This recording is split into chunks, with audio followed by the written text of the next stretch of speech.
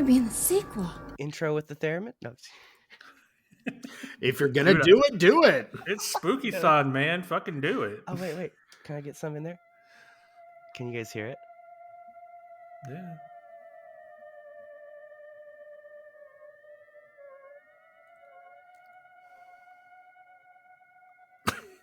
Yeah, no, it dropped out. Now I'm just hearing. Dee, dee, dee. There we go. Yeah, there you go. Whatever. Hey! Tucker got a theremin, you guys. I got theremin, you guys. And that is how we start Spooky-thon Week 3. What an auspicious beginning. This is the Disenfranchised Podcast, where that podcast all about those franchises of one, those films that fancy themselves full-fledged franchises before falling flat on their face after the first film. I am your host, Stephen Foxworthy, the guy who has to invite them because they're seniors. And joining me as always, man who's not a name, it's a realtor. Hey, Tucker. Hello, Steven. How's it going? Man, it goes. It goes. Oh, good. Yeah. I'm drinking rum and Coke, and I'm having a good night. Ooh. Yeah. That's fantastic. I'm actually drinking my second rum and Coke right now because I drank the first one during the pre-show chatter. Also joining us, the man, the myth, the legend, back because we're talking vampires, and he's contractually obligated to be here for the vampire episodes.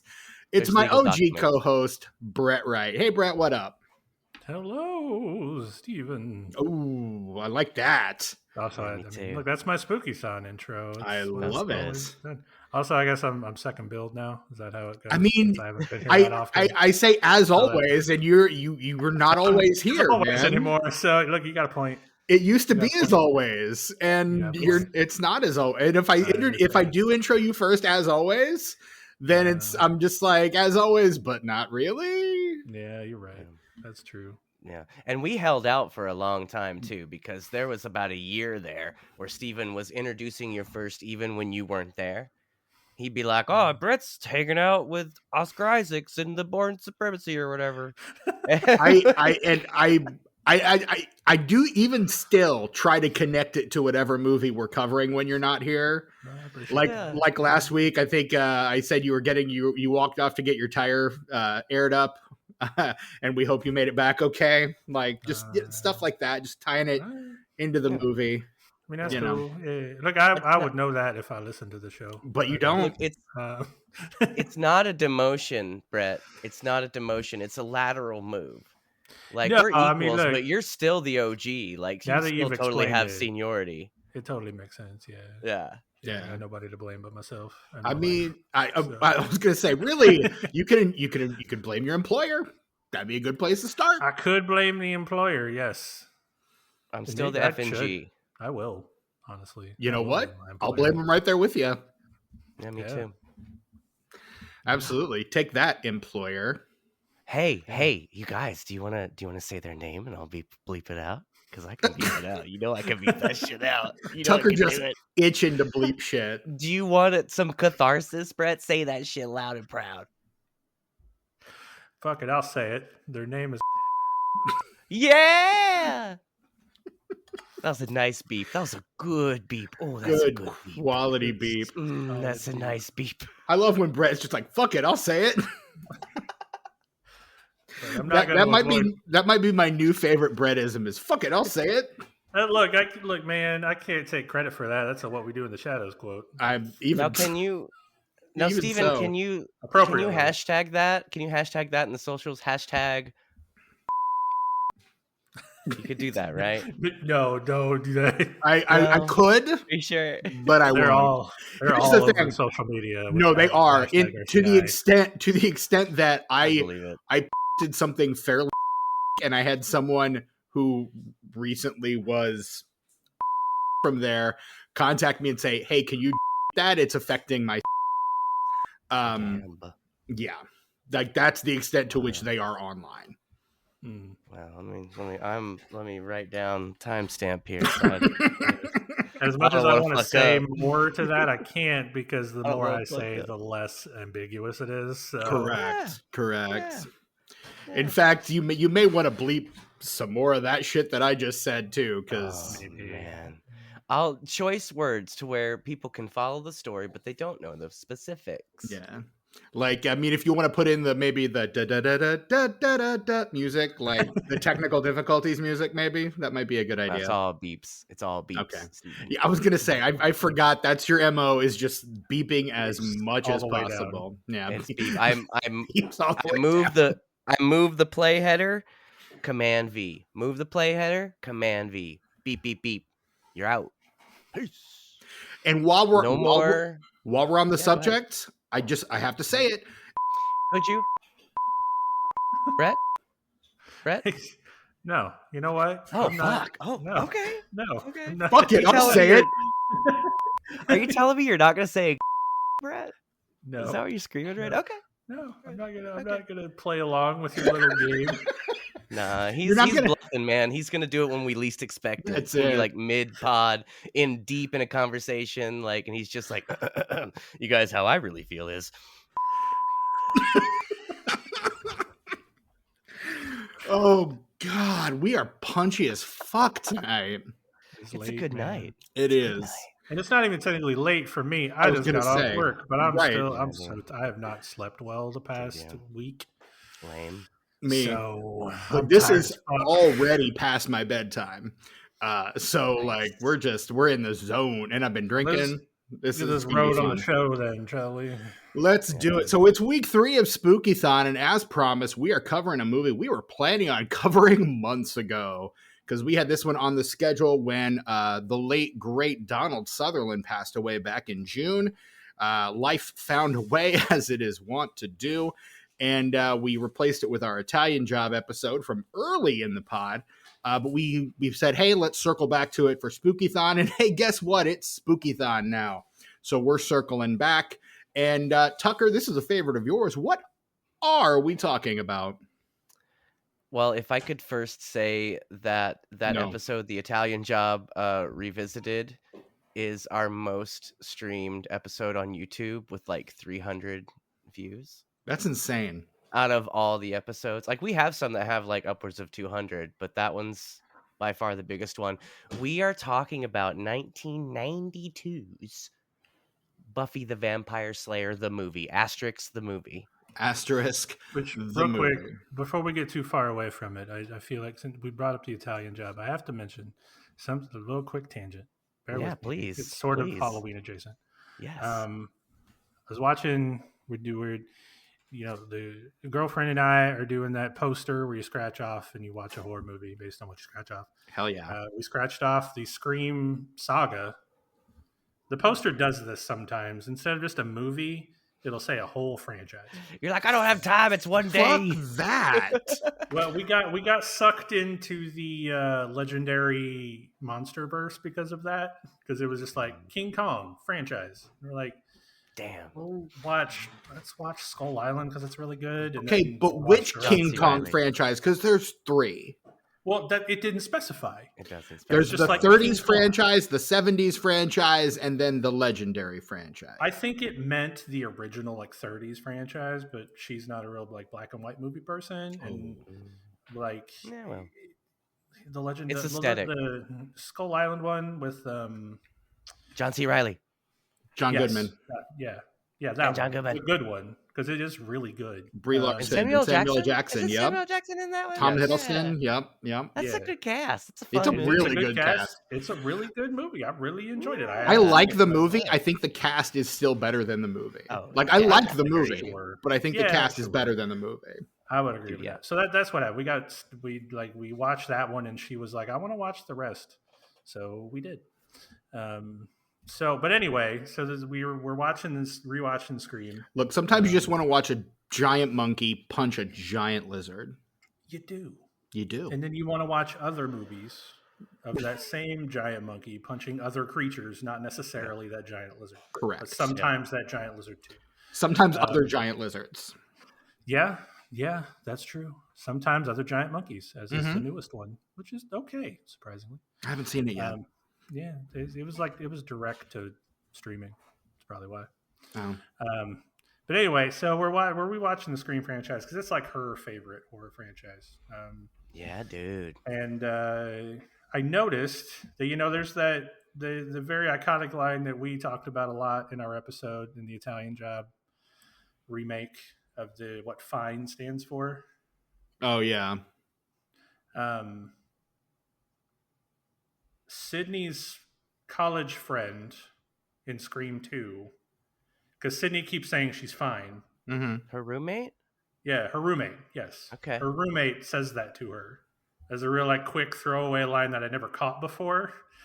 But now that we made fun of it in the Italian Job remake episode, I was acutely aware Nice. of what fine stands for. Yeah, That's awesome. It all comes together. It did. It was nice, and I had a chance to bring it up, so I did. Anyway, carry on. Nice. Yeah. I like that. Thank you for sharing, Brett. So anyway, we're talking about Buffy the Vampire Slayer from 1992, directed by Fran Rubel Kuzui, written by someone named Joss Whedon. I don't know, who cares? And starring Christy Swanson, Donald Sutherland, the late, great Donald Sutherland. And speaking of late and great, Paul Rubens. Okay. Also, you know what? We'll just keep the lates and greats going. Rutger Hauer. And Luke Perry. Damn. Yeah, we've lost all three of those gentlemen. All four, because Donald Sutherland, that's four. Also, Michelle Abrams, Hilary Swank in her first ever movie. Hello. Paris Vaughn, David Arquette. Who else? We got Stephen Root, the great Stephen Root. Thomas Jane is in this movie. Ricky Lake, Ben Affleck, Seth Green, Alexis Arquette. We got some names in this movie. In fact, I might go so far as to say, what a cast. That guy agrees with me. What a picture. No, I'd like to mention that Seth Green's scenes were cut from the film. He's not actually in the film. He is in a brief blink and you miss it moment. You see him, but he was actually in it before. They cut him out, and he's just remnants of him in the background. He's also, on the VHS box art, actually. That's true. Can we also mention Sasha Jenson? Because there for a minute, he was in every movie I was watching. I'll allow it. He was in Buffy the Vampire Slayer. He was in Halloween 4. And he was in Dazed and Confused. And I was watching those three movies all at the same time. So he was the guy there for a minute. For just a very brief moment. He was also in the ABC TGIF show Teen Angel. Word. Yeah, he hasn't done anything in a while. I think he just kind of retired. Now, his parents were big showbiz people. His dad was a stuntman, and his mom was a Hungarian actress or something real fancy. So maybe he just kind of felt like he needed to do that, and then maybe he got to a certain point in his life where he was like, you know what, I think I want to do something else. Wow, let's try that again. His last credit that is not a documentary is the 2013 Clark Gregg film Trust Me. Yeah. And when I say Clark Gregg film, I mean written, directed, and starring Clark Gregg, aka Agent Coulson from the Marvel Cinematic Universe Phase 1. Also in Staten, Maine. Right. Which is a movie I try to mention as often as possible. Also, The New Adventures of Old Christine, a TV show that fucking rips. That's what I've heard.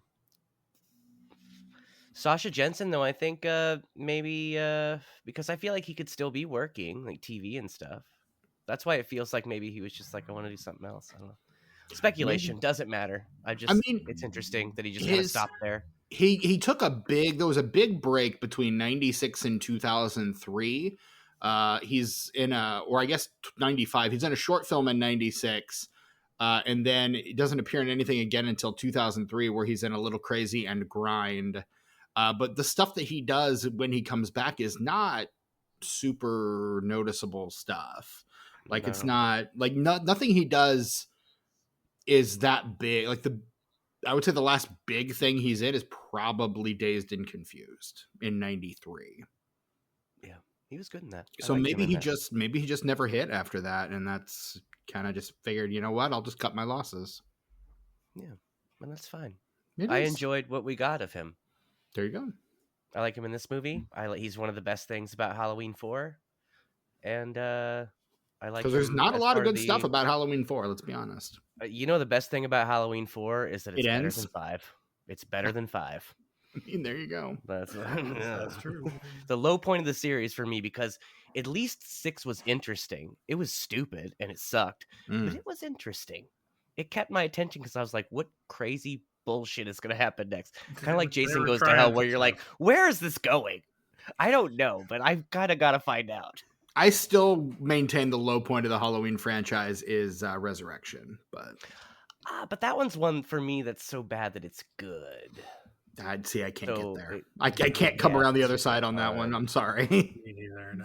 Also, I really love Tyra Banks and I really love Busta Rhymes, and the fact that they're both in this and they're silly as fuck, kind of. It's a terrible Halloween movie. In fact, it's a terrible movie. But I'm just saying, there's some fun to be had there. If you say so, I'm gonna take your word for it because I'm not gonna watch it again. As long as you fast forward through the very beginning, that negates the entire ending of H2O. Correct.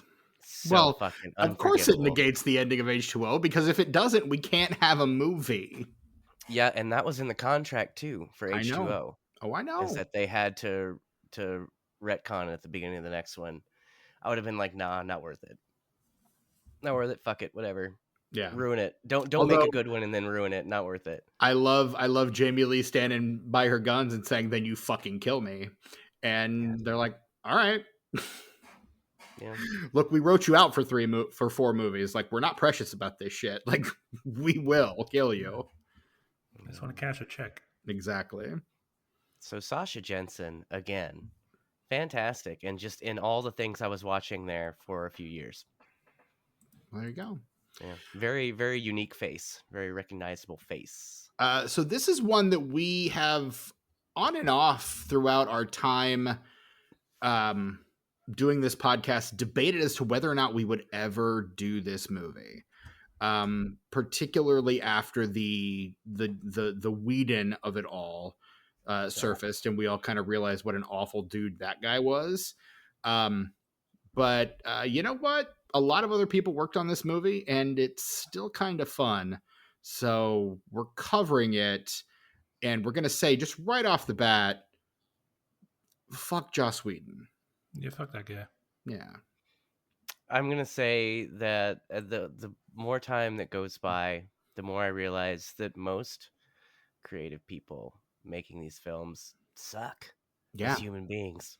Mm-hmm. So I've just I've resigned myself to not give a fuck anymore. Except in extreme cases, like with the Jeepers Creepers guy, I'm like, no, fuck no, that guy's not getting my money. Fuck that guy. But like there's a line to where I'm like, I don't fucking care, whatever. I really like this movie, like, sorry.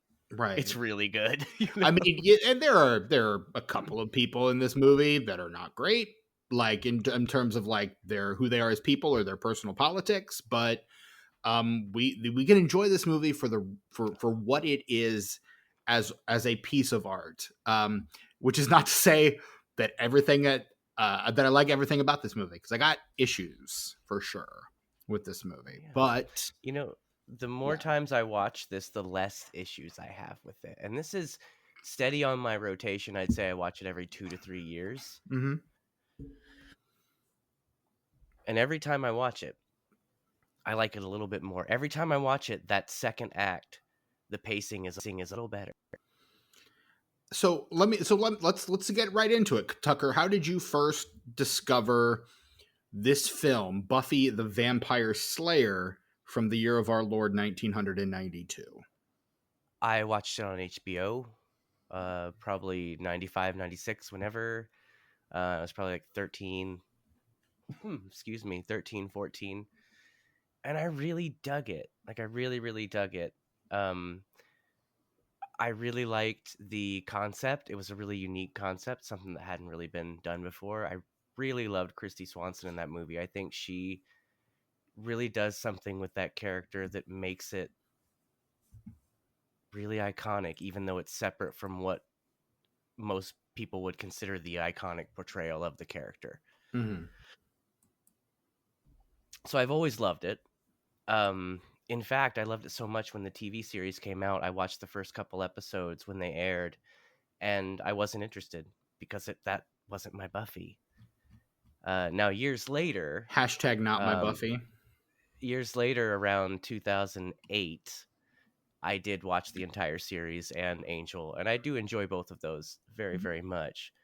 But still, this Christy Swanson will always be my Buffy, man. I love her in this movie. There's not another. I can't think of another more realistic performance of just a regular ass motherfucking teenager. She just nails it, dude. Fucking nails it. Yeah. Hashtag my Buffy. Christy Swanson. Anyway, Brett, how'd you come across this? Honestly, about the exact same way. No? Probably maybe a year or two later. No. But yeah, no, I mean, I probably saw it on HBO in my teenage years. And being a fan of vampires as I am, I quite enjoyed it. And yeah, that's about it. I don't think, as for the series, I guess we're also talking about the series too. You can't not, really. Yeah, it's kind of inseparable. Like, because I know, well, I'll get into it later, but go ahead. I don't think I started watching the series until it had picked up steam into like season 3 or 4, maybe. Mm-hmm. Once it started getting word of mouth and people were like, hey, you should watch this. Because while I loved the movie, it wasn't like, oh, they made a series out of that movie? Awesome. I'm going to watch that. It was just kind of off my radar. Plus, things were different back then, too. Like, you had to be at your TV at a certain time to watch something. Brett probably had some other shit going on. I probably did. There was probably something else. That's me and most shows from the 90s I wanted to watch that I have rewatched. Yeah. I was doing other things. Yeah. When it was on TV, I couldn't just stream it. Yeah, or if there was another show that I wanted to watch more that was on at the same time, I had to make that decision. Yeah. Time slots were a thing, for sure. These things mattered at one point in our history, and kids today will never understand. Nope. You go to the grocery store and you're like, damn it, I got 15 minutes before my show start. I got to get this shit and get. I remember running red lights to make it home in time for Lost. I love that. That is a thing I did, and I'm not proud of it, but I did it. People did it, man. Yeah. Lost was maybe the last big appointment viewing television show. I would say Breaking Bad. I was going to say, Breaking Bad, because that kind of straddled the streaming line there. Like, I started Breaking Bad on TV and finished it streaming. And see, I did it the other way around. I started on streaming and finished it live. So, okay. I never finished it because I heard it was unsatisfying, and I was like, I don't know. Disagree. Very satisfying. I also liked El Camino, so you get a little epilogue there too. I haven't watched El Camino yet. I'm actually finishing up a Breaking Bad rewatch right now. Oh no, I mean Lost, not Breaking Bad. Oh no, Lost. Lost insanely disappointing. Wow. Yeah, I'm talking about Lost. Like, I'll watch Breaking Bad maybe eventually one day. Get to Breaking Bad, Brett. You will love it. It's fucking great. Well, I'm not real sure. Maybe I don't know. It's fucking great though. It's great. It's up there with Game of Thrones in terms of like, if I watch it, I'm going to know everything that's going to happen already anyway. But here's the difference, Brett. Is Breaking Bad is good consistently. Whereas with Game of Thrones, there's a clear drop off. And it's not exploitation disguised as high art either. Game of Thrones, there's good shit about it, but they're like, we got to have a certain amount of titties on screen for a certain amount of time in each episode.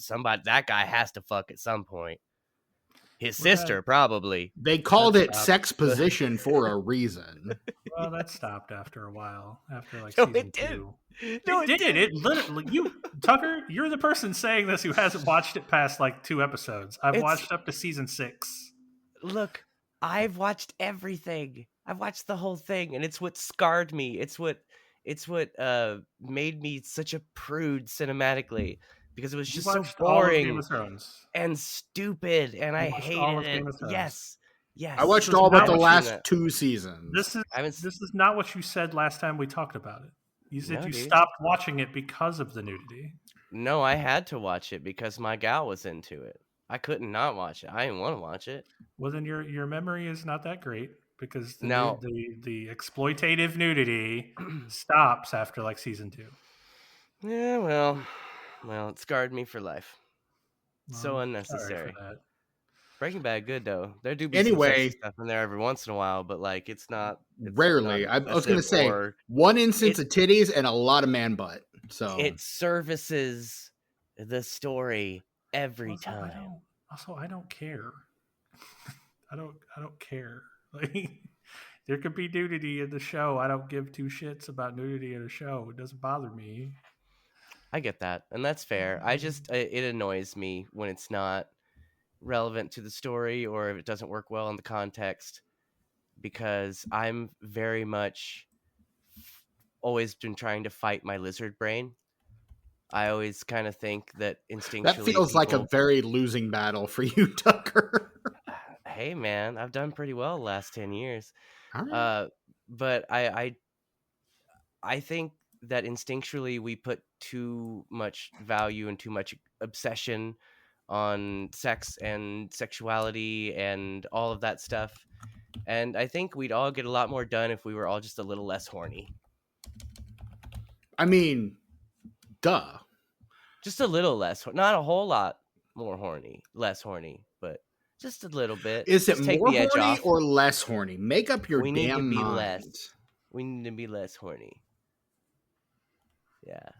Anyway, I refuse. Anyway, Steven, Lost- where did you find Buffy the Vampire Slayer? I was worried tell we us. wouldn't come to me, and here we are. Thank you. Here Thank we you are. for asking, Brett. Phrasing. Yeah, no problem. No, I said it right. Okay, all right. No, I knew what I was saying.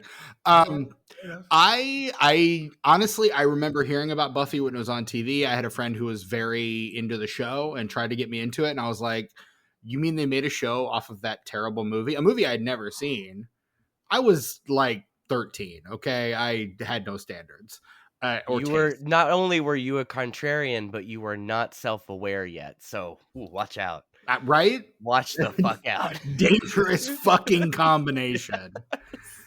But no, so I was just like, they made a movie or a show off that awful movie.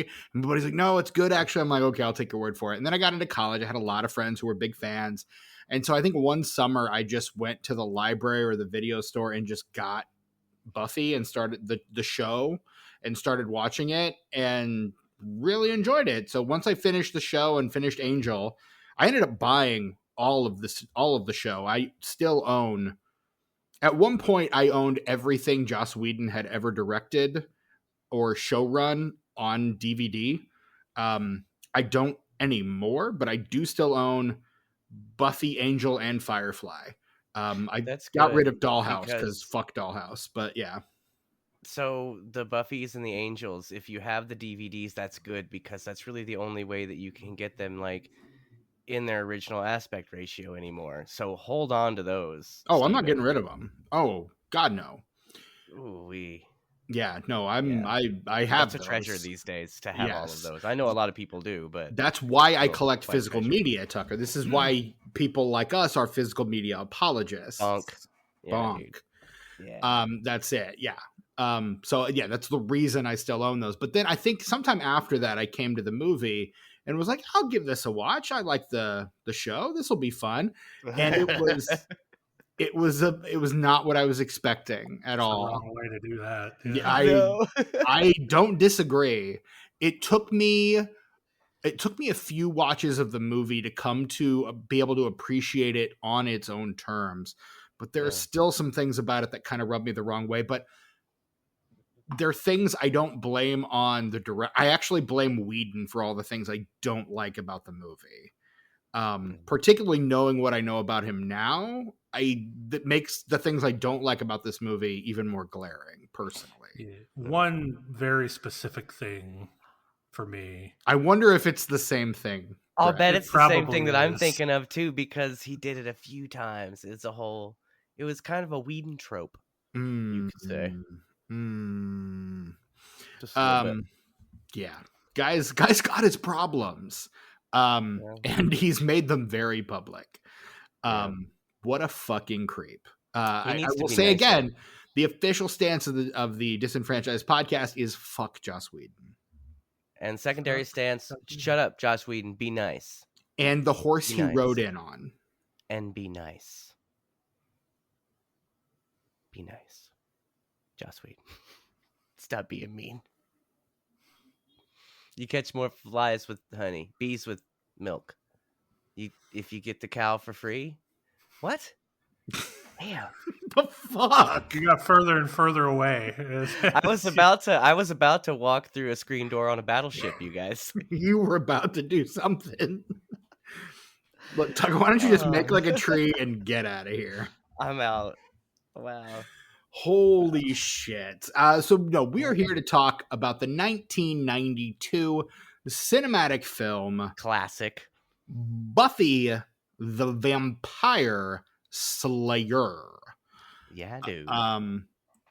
And yeah, there is a lot to enjoy about this film. For sure. Yeah, for sure. For sure. For sure. Yeah. Tucker, why don't you kick us off, man? I know you got a lot to say here. I just have a really good joke, but I'm not sure if it's appropriate or not. I think it is. You can bleep it. I can, but I have to explain it, so I'd probably just cut the whole thing out. So here it goes. If it doesn't go over well, we'll just pretend I didn't say it. So do you know how in Jay and Silent Bob, or no, in Dogma, and they're talking about Bethany's lineage and stuff, and you mean Jay your favorite says, line in Dogma? Jay says, does that make Bethany half black? Part black, yeah. Every time that I watch this film, post seeing that film, whenever she's talking about being a slave in her dreams, like, does that make Buffy half black? Part black. You can't even say the line right, dude. Because it's too much. It feels wrong, but also it's really funny. Is it? I mean, I know you think it's really funny. I do. But also, it's just kind of accurate. Like, it just is what it is. Okay. Like, it's written into the lore of the Slayers that she's been different races and ethnicities over the course of the entire lineage of the Slayer. But then so I'm not. But racist. they're not all related, though. That's a relief. It's a bloodline, though. It's a bloodline. Brett's Is it? right. The lore guy's right. The show establishes it's a bloodline, isn't it? Well, no, because then Brett, at the end, later in the show, because all the Slayers that come together in the last season, they activate a shit ton of Slayers in the last season, and it's all like just a shit ton of people that are not related to each other whatsoever. So it's not it's more of a calling than it is a bloodline. But I think in the film, though, which a version of that film is canon with the TV show, but not the actual film. Whedon kind of picked and chose what he wanted to carry over. I think in that lore, I mean, they share the birthmark. I feel like it's supposed to be not necessarily a bloodline, but some sort of link. And there's not it's like a whole bunch reincarnation thing. It's the Highlander. Yeah, it's the Highlander shit. And it's just like the Watcher guy. He's going to come back, but he's going to come back as the same dude. But Buffy doesn't always come back as Buffy, I guess. Well, in the show, it's like a college of Watchers. There's like a school where you go to like learn how to be that's a what Watcher. I'm saying. Not like separate canons, slightly related, like universes that cross paths and involve the same characters, but you get into the tiniest little bit of lore in the movie. Just a little soupçon of lore, and it's like it's very little, and you have to like extrapolate it. Well, and there is a comic book that's canon that retells the story of this film and what happens in between. Right. That's canon with the show. Right. So that's what I'm saying. They're the same, but they are separate. Yeah, they're not. Well, and it's based on his original script. So Whedon writes the script, and it's his whole thing is, I mean, and he's from his parents are comedy writers. So like he grows up in this household where you have to be like witty and funny in order to like be heard or seen. And so what else is he going to do but become a screenwriter? But he apparently is watching horror movies and realizes the blonde is always the first one that gets killed off. and he doesn't think that's fair and is like, I want to empower her. And so he creates this idea of the Slayer and makes it this valley girl from Southern California, this high school cheerleader who is, into all these superficial things, but has this grander destiny about her and empowers her to beat the shit out of vampires and other monsters. And with that in mind, Joss Whedon, what happened? Like this, that's such a like. Let me just check my notes here, Brad. It looks like he's a man, is what happened. Well, but look, we love a self-aware feminist king, but that's not Joss Whedon. No, like what happened? He started out that way. He started down that path. It sounds like, and then somewhere along the way, he got real fucked up. Like all the worst people, he bought into his own myth and started to believe what people said about him, and thought that made him cool. Yeah, that happens. And went mad with power. He basically was a big old nerd in high school. And then once he got a little bit of power and a little bit of authority and realized that he could have some modicum of control over the types of women that would have not even looked at him twice in high school, and over the kind of guys that would have bullied him and beat him up in high school, he exercised every modicum of that against them to whatever extent he was able. Like, and that is I have to imagine that's a. Go ahead, Brett. He's a performative feminist. He thought that if he made the story about a strong female lead, that the females would like him. And it worked for a long time. Yeah. Well, also, I think smarter than that.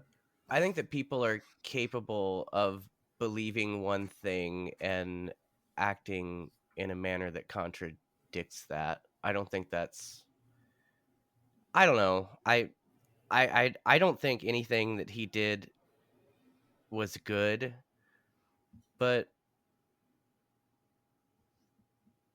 I don't know. It's a slippery slope when you are like that when you're younger, and then you get older and you do have that power. I don't know. I'm not excusing it. Fuck that guy, but I think it would be difficult for a lot of people. I can't. How, Steven, you know how you're a contrarian? I'm always the devil's advocate, even if I don't want to be. I know. I'm always thinking of like all these other, like, well, maybe this is what happened. I know. Even when you're devil's advocating against yourself. Yes. And I've seen you do it, and I don't call you on it, and I'm like, I wonder if he realizes that this absolutely contradicts another thing he said like 2 weeks ago. Yes. I don't do it because we're friends, but I'm like.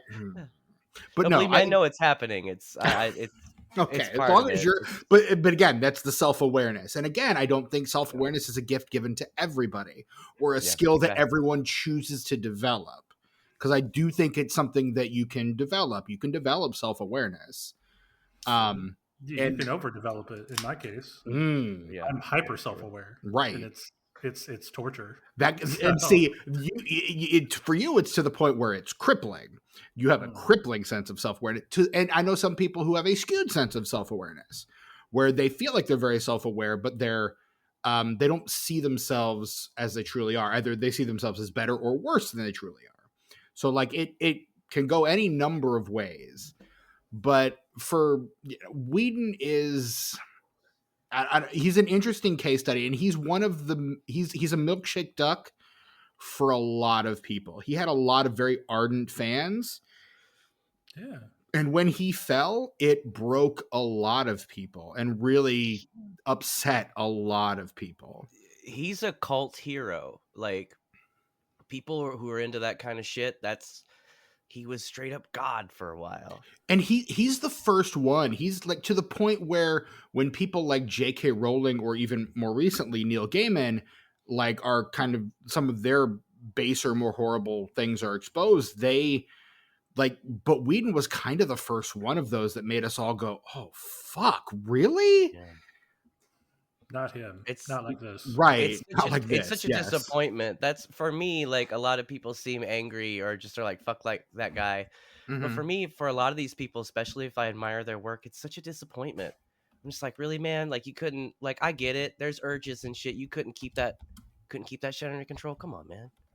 You're better than that, dude. Come on, man. Right.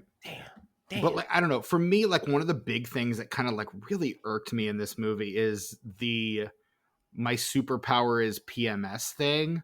That's the one thing that I was talking about. Okay. I'm glad. I thought it might have been, and I'm glad we're on the same page here. Very glaringly obvious, uncomfortable thing. Yes. Well, I mean that, and the like everyone constantly referring to Buffy as a bitch or a D-slur, like the whole movie. I'm also like, I don't like that. For that time, though, it's realistic. Again, not excusing it. Maybe you put a banner above it before it, like the old Disney movies, where it's like, this wasn't okay then, and it isn't okay now, but times were different. Right. You know, that kind of thing. It would be weird if that shit weren't in there, as horrible as it is. Right. Like some of it. I mean, but again, it's that kind of shit is the shit that made me about this movie kind of bristle a lot more. And again, I think it's worse now that we know what we know about Whedon. Like it's something I probably could have like laughed off earlier, like, oh, but he gets it, like he understands, like, and you can kind of satire, right? But now that we know what we know about him, I'm not sure it is.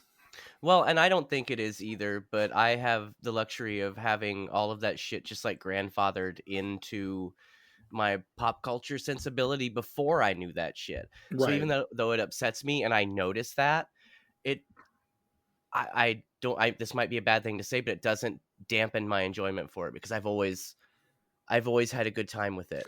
And though time has gone by and I've become less ignorant and I've known more things about the person who created this, it has changed the way that I think about it. But I still, like I said, I like this movie more and more every time I see it. I've been watching it for fucking 30 years. I mean, there's something to be said for the death of the author, right? Like being able to divorce the creator from the work. And I think with something like this, it's almost necessary for us to be able to try to do that, for us to get any kind of enjoyment out of it.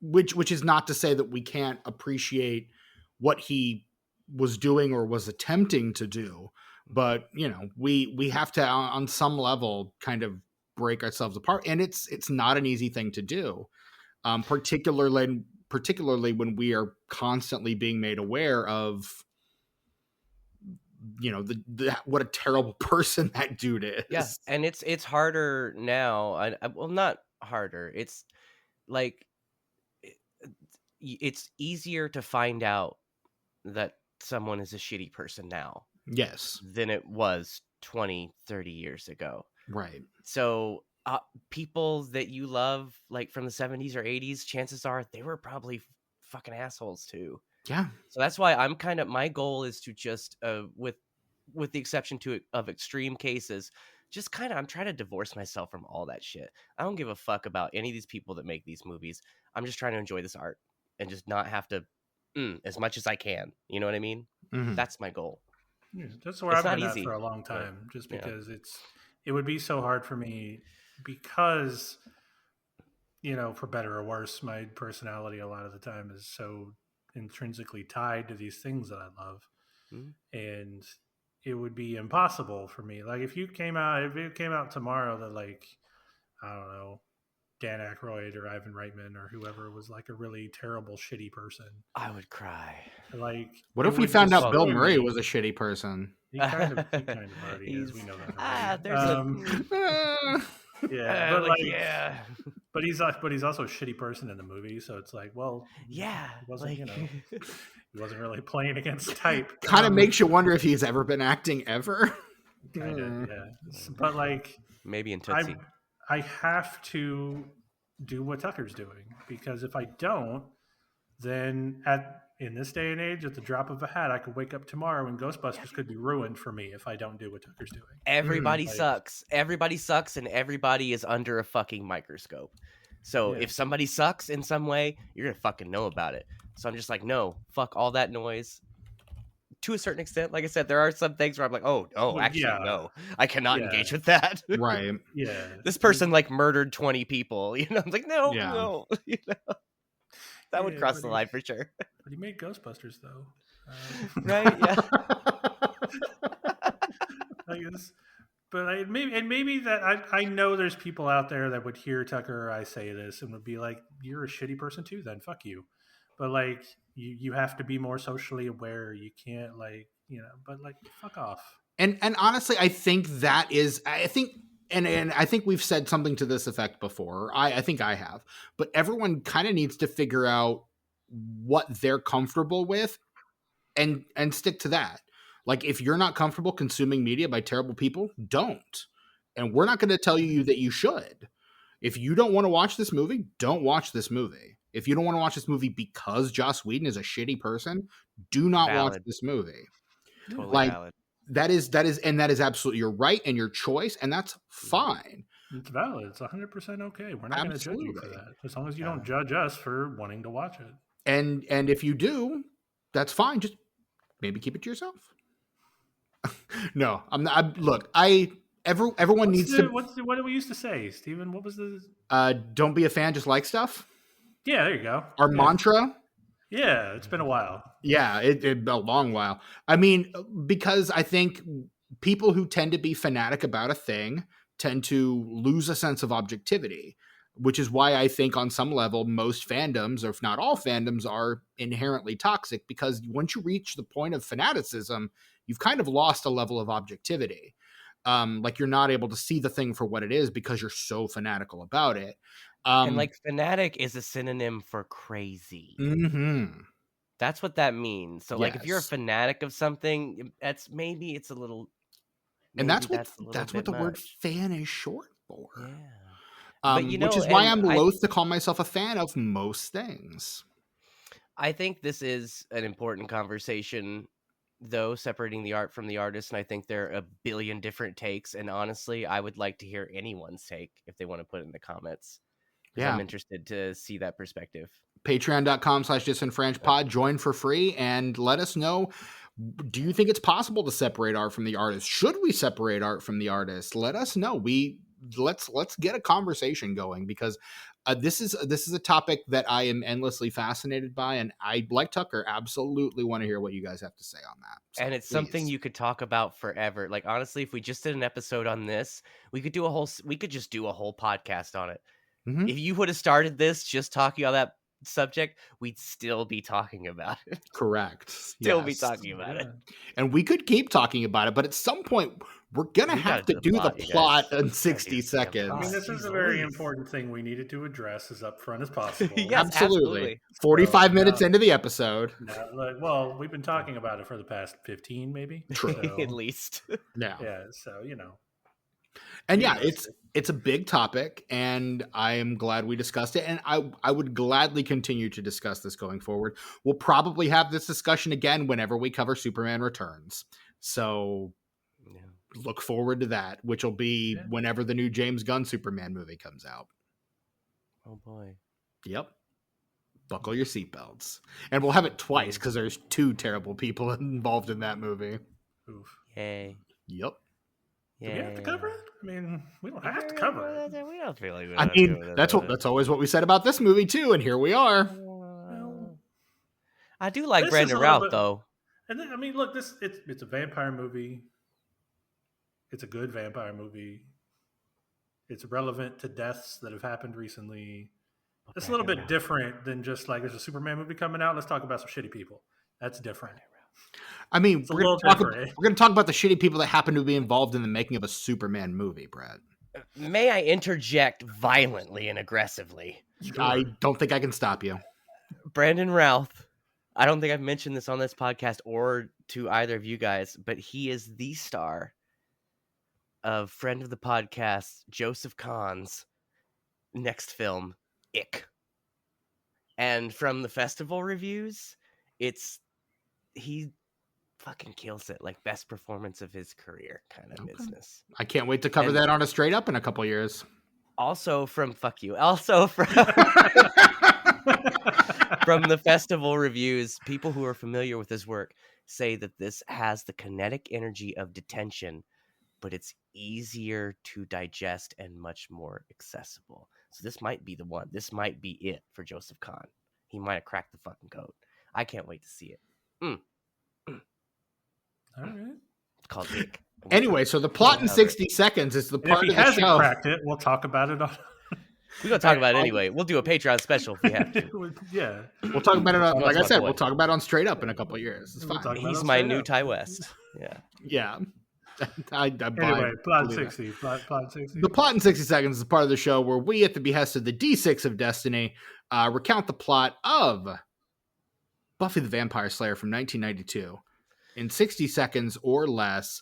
I think I am 1 and 2, Brett is 3 and 4, Tucker is 5 and 6 is how the dice have been allocated. Tucker's got 60 seconds on the clock, and the person recounting the plot will be... Fuck me! It's me!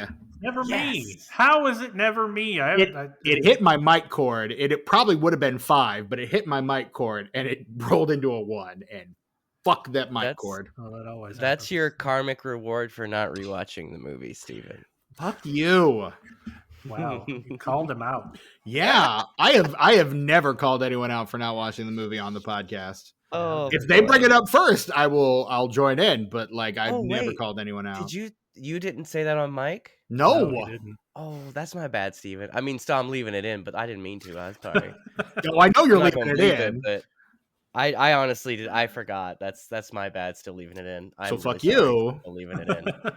just so we're clear. Okay. Fuck you.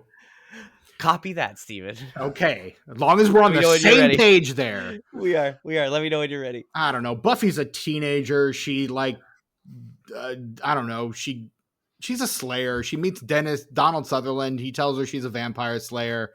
Rutger Hauer comes to town. Pee Wee Herman's with him. They start turning people into vampires. Luke Perry comes to town. He's named after a fish. They start dating because he's dreamy, even though he's not Christian Slater. They team up and start killing vampires. A bunch of teenagers become vampires. There's a school dance. They can't come in unless they're invited, but they're all invited because they're seniors. And so they're seniors. So they kill a bunch of vampires. I forget how they kill all the vampires. They don't burn down the school. That was in his original script. Oh, it's electricity or something, right? I don't know. Stakes to the heart, really. Yeah. 10 seconds. I don't know. Anyway, the vampires die. Buffy beats the Lothos. Merrick dies earlier. And Buffy and Pike drive off to slay more vampires. The end. That's time. Except that was all right, Steven. She moves away with a different mom, and then they make home in Sunnydale. Right. Yep. Their parents get divorced somehow at some point. Yeah, the parents get divorced, but like her mom's personality completely changes. Oh, completely. Maybe after the divorce is when that happens. Right. She kind of like mellows out and becomes like grounded. At some point, there's a mysterious sister that we never knew about that just kind of appears. Well, she's the that's actually part of the story. That it's a whole thing. That's a whole thing. That's like a season-long story of Dawn. Dawn. It's Dawn. Yeah. No, she was never actually there. It was just a false memory implanted by the big bad of that season. I think I don't. Glory, right? So maybe was that season 5? That was a later season, so I don't remember. Season 5 was the Glory season. Maybe it was then. So in 1992, though, how cool was it to see Rutger Hauer in something like this? I mean, Rutger Hauer fucking rules.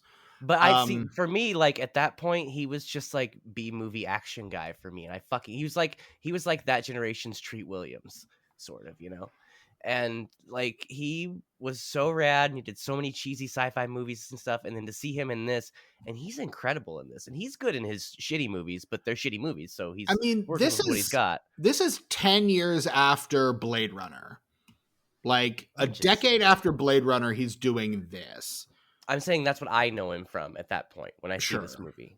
I mean, he's coming from the Dutch film scene. Like he's a Verhoeven guy, I think, from his pre-American era. Kind of comes over with Verhoeven, or a little earlier than Verhoeven, because he's in Verhoeven's first English language film, Flesh and Blood, in 1985. Mm-hmm. Like, so the two of them are working together.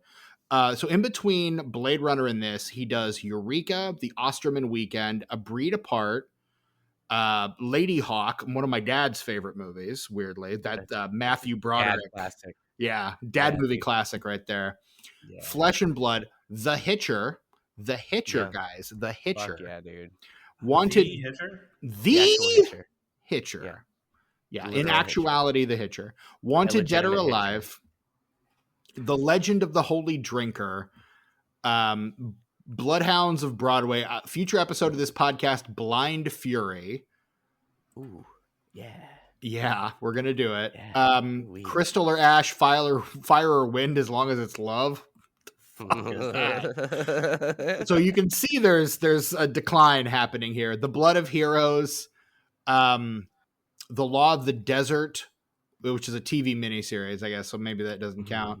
Past Midnight, Beyond Justice, Split Second. You can like tell the titles of these are getting very generic, like B action. That's and then, what I know him from. Beyond Justice is pretty sick, though. Right. Past Midnight, Beyond Justice, Split Second, and then Buffy the Vampire Slayer. Split Second is a classic. Have you guys seen Split Second? Of course, that I haven't monster. seen Split Second. It is the best like obstructed view monster ever. You only ever really see just like the outline of it, but it's terrifying. It's this weird sci-fi. I don't even. It's on the poster. See Split Second. See it. Blade Runner meets Alien, says the poster. Fucking B movie classic. He's seen the future. Now he has to kill it. Oh, it's so dark, Steven. You have to fix the settings on your TV before you watch it, because that's a dark movie anyway. Okay. But after that, he seems to go right back into B movies. Blindside, Voyage, Arctic Blue, Surviving the Game, Nostradamus. And then, like, he gets reclaimed later. I know, like, years later, Nolan kind of rescues him from obscurity for The Dark Knight. And that's kind of one of his, like, reclamation projects. Because for a while... Him and Eric Roberts. Right. He's just doing... like this, or was it Batman? I think, his was Batman Begins. Rutger Hauer's in Batman Begins in 2005. The same year he's in Sin City, interestingly enough. Because big year for him. The year before that, he's in the Salem's Lot remake miniseries as Kurt Barlow, which excellent casting. Can I just say? Excellent fucking casting. But that's the one with like Rob Lowe and Donald Sutherland and James Cromwell, like the weird Salem's Lot miniseries. Andre Braugher, I heard that new one's good, even though like all the reviews I've read said it's bad, but like all my friends that have seen it say it's good. That's kind of what I hear too. It's decent. It moves a little bit too fast, but it's also should have been a miniseries like all the others have been, and not a 2-hour movie where they can't fit anything into it. That's the thing. Stephen King story. I started to read that book a couple years ago, and I was just like, I don't know how you turn this into a 2-hour movie. There's too much going on here. Yeah, that's sort of the only problem the movie has. The rest of it, the stuff they do tell, is really good, but like you lose so much. That's the only problem. Yeah, I believe it. I have no problem believing it. Still want to see it though, and probably will. Kind of want to read the book first, but like I'm going to save that for What Are We Watching? But yeah, really? One of those. Yeah. If we ever get a chance to do one of those. Ever again. Maybe. One day. You guys, can I also mention a tiny bit of trivia here? About Rutger Hauer? No, love Rutger Hauer, but I feel like we've kind of said all we can say about Rutger Hauer. Fantastic. R.I.P. for sure. Wasn't ready for that. No. Was not ready for that. How was could not you a George be? Burns situation. But Sasha Jenson and Ben Affleck both also in Dazed and Confused together. Right. Yeah. Not as friends, but together. And both of them play basketball players in this movie. That's true. Yeah. Ben Affleck has a glorified extra scene where he makes a face. He sure does. Makes a straight up face. Yeah. Well, it was dubbed over. The one line he says is dubbed over.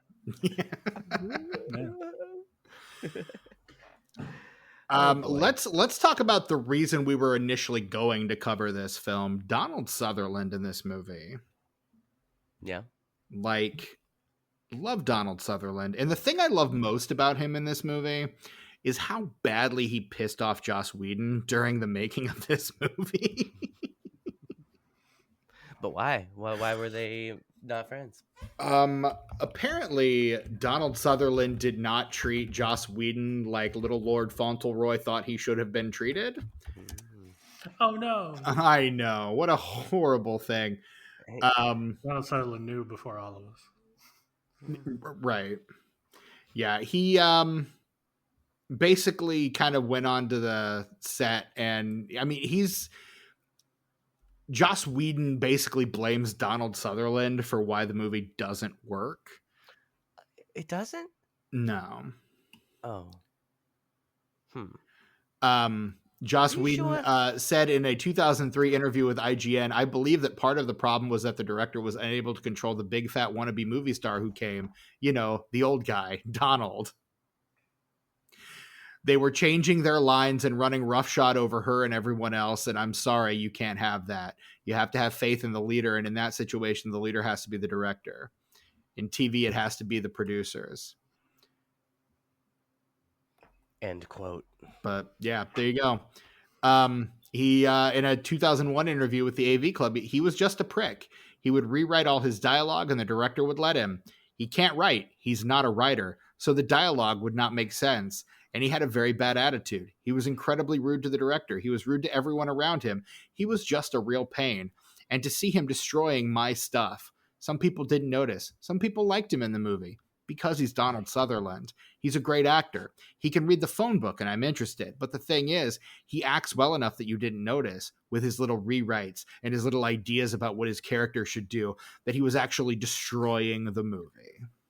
How petty. Wow. Good Lord. Wow. Jesus Christ. Right? He sounds like a 14-year-old boy that wrote a fan fiction and nobody liked it. I mean, where's the lie, though? Like, with Whedon, it seems like, he stuck with writing high schoolers for a pretty long time. Like, you kind of have to wonder if Arrested Development didn't come into play at some point, It do be like that sometimes. It do. But yeah, like just very petulant and petty, like, oh, my beautiful words. Like, I know a lot of writers, and some of them are very much like that, and some of them are not precious about that shit at all. Joss Whedon strikes me as one of those guys who's very precious about that shit. Welcome to Hollywood, kid. Right. If you got a way to make something sound better, fucking tell me. I want it to be as good as possible. I'm the same way. Joss Whedon's like, no, I wrote it that way on purpose, and that's the way I want it. Like, and I mean, Neil Simon is kind of the same way, but Joss Whedon is not Neil Simon. So No, there's not enough arguing between the characters. I don't think. Isn't that I don't think I've seen a Neil Simon play where it's not just people arguing. Are you sure you're not thinking of David Mamet? No, I'm thinking Neil Simon. What Neil Simon stuff have you seen? California Suite. California Suite. Okay, so just California Suite then? I was in that bitch. I was in California Suite. I was Bill Cosby. I was the character. Speaking of problematic people, speaking of, that's the biggest betrayal of all. But I don't want to talk about it. No, I was the character in the play that Bill Cosby plays in the movie, opposite Richard Pryor in that segment. Yeah. Rumors is probably my favorite Neil Simon play. He also did Biloxi Blues, The Odd Couple. Yeah, I've seen that. I have seen, but California Suite. That's Laughter on the 34th Floor. One more. I'll bet I know it. Wasn't there another Suite movie from a different, like, Texas Suite or something? New Jersey Suite. No, I don't remember. I feel like there was a different one as well. Brighton Beach Memoirs. No, I don't know that one. Don't know that one? I know about a third of the ones that you said, Steven. So more He's than done, I initially let on. The Goodbye Girl? I think that was him. I'm Um, not I familiar. I'm am. like I've heard of that, but I don't know what it is. That's the Sorry. one that You mean it's not all just people arguing? Richard Drive. There is more to Neil Simon than just people arguing. Yeah, You know but it's what? mostly He that, right? he wrote a movie I recently purchased, Murder by Death. Well, you love that shit. I do love that shit though. It's your fucking jam, dude. It is my fucking jam. It is. He did write The Goodbye Girl, the Sunshine Boys, the George Burns, Walter Matthau film. He wrote that one. George Burns, his Oscar, left on the 23rd. I said 34th. It's 23rd floor. Same thing. Oh, there wasn't. It's called London Suite. Yeah, dude. Told London Suite. There you go. Blip. And apparently also wrote Sweet Charity. Is that true? So. And Plaza Suite. Man, he did lots of. Hey. He did the screenplay for the Elaine May film, The Heartbreak Kid. Oh, I had no idea. Shawn Michaels? That's wild. Yeah, dude. Yeah, dude. This is why we can't have nice things. That is the nicest thing, though. Have you seen Shawn Michaels? Jeez Louise. Barefoot in the heyday? Park. No, he can wear shoes. He still look good. Tucker, I got this for you. I don't know. Tucker, you see this? I got this for you. No, thank there you go. so much. That's for you, Thank man. you. Audio listeners, which is I'll all treasure. of you. Steven was flipping off Tucker. I'll treasure it forever. I had a feeling you might. Anyway, enough about Neil Simon, whoever that guy is. So it was a part about the movie not working. Because of Joss Donald Whedon Sutherland. Really thinks this movie doesn't work because of that? Mm-hmm.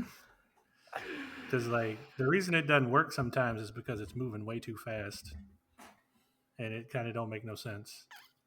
You have to fill in a lot of gaps. Mm-hmm.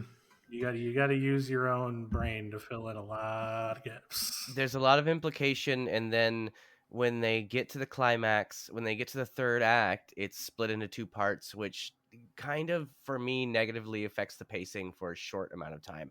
Whereas the rest of the film goes very quickly, and like you say, you have to fill it in between when Merrick dies and the dance. It's just excruciating to me. Like, I love that movie, but that like 10-15 minutes, I'm like, can we fucking go to the dance, man? Can we get to the dance? Can we do this shit? Let's go. Mm-hmm. Let's fucking go. That's my only complaint for this movie, by the way. It's that like 10 minutes in between the two parts of the third act. That's it. Outside of that, perfect film. Well, it's not a perfect let's film. not go that far. No notes. I got some notes. Not Tucker. Tucker has no I got, notes. Mr. Whedon, I have some notes. Yeah, dudes, yeah. Joss Whedon's first screenplay after years of writing for television he wrote for Roseanne. He was a story editor and staff writer for Roseanne, and then also wrote for the television show Parenthood. That's as true. well. The first, not the successful one, but the one that was not. That was the also one, based on the really good movie. Based really on the good, 1989 Ron Howard film of the same name, starring Ed Begley Jr., yes. And if you have not seen... starring Steve Martin, fuck off. No, Ed Begley Jr. Oh, the movie. You're talking about the TV show. Yeah. Speaking of, I take that back, Steven. I apologize. If I were in the same room with you right now, I'd give you a comforting hug. If there's anyone out there that has not seen the Parenthood film, I suggest you just put it at the top of your list because it's pretty fantastic. It's not a genre that I'm. It's true. It's not a genre that I'm usually too into, but much like musicals, when I find a good one, Parenthood's so good. So good. I mean, Steve Martin can kind of do no wrong. Rick Moranis in that bitch. Yeah. Keanu Reeves. Joaquin Phoenix. Joaquin. Yes. Joker Folie à Deux Joaquin Phoenix. Yes. 8 millimeters Joaquin Phoenix is in it. Yes. To Die For is Joaquin Phoenix. That gal with the face that's in other stuff, she's in it, and then the younger gal, Plimpton, Martha Plimpton. Yeah, She's in it. Yeah. I love Martha And Plimpton. her She's mom, great. who's the mom? She's in a bunch of shit too. She's got that real squished face. No offense, she's beautiful, but she's got kind of like a squished. What's her fucking name? Man, so many, such a cast. Rattle off that cast list for us real quick, Steven. Just real quick, not even slow. For the film. Yes, You go can't for it. interrupt me if I'm going to do it quick. I will not. Go quick. Steve Martin, Mary Steenburgen, Dion Weist, Jason Robards, Rick Moranis, Tom Hulse, Martha Plimpton, Keanu Reeves, Harley Jane Kozak, Dennis Dugan, Joaquin Phoenix, Eileen Ryan, Helen Shaw, Jason Fisher, Paul Link, Allison Porter, Zachary Lavoie, Ivy Ann Schwan. I hit the limit of what IMDb was able to show me.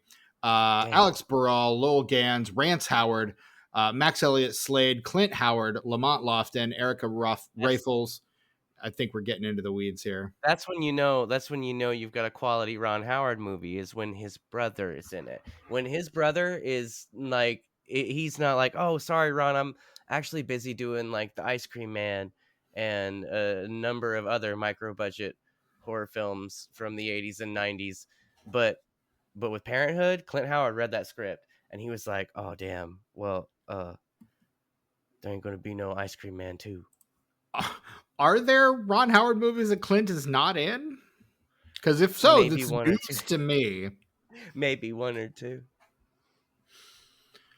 I mean, you guys, have you read they have a joint autobiography, and it's the sweetest thing ever. It's Ron Howard and Clint Howard, and they write their autobiography, but like there'll be a couple paragraphs from Ron, a couple paragraphs from Clint, and like they're kind of talking back and forth. It's a very interesting read. I've read biographies like that big Saturday Night Live book that's just like things that people say in like big interviews, sort of, but this is different. It really flows really well. I appreciate it as a book. And if you're interested in Ron Howard or Clint Howard or any of that shit, I definitely recommend it. It's called The Boys. Okay. Speaking of Ice Cream Man, future episode of this podcast, Ice Cream Man. Oh, I can't wait. Have we done any Clint Howard shit? Oh, Obviously yeah. not, because I haven't gone off about Clint Howard. Not that I Solo, a Star Wars story. Yeah, I mean, we did Solo early in the days of this, but like that was a first 15 episode episode. Yeah. Clint Howard, big fan. Yeah, I mean, who doesn't love Clint Howard? Yeah, he's great. He's not in Buffy though, which I feel like he could have filled some kind of role. Yeah. I mean, Clint Howard in Buffy.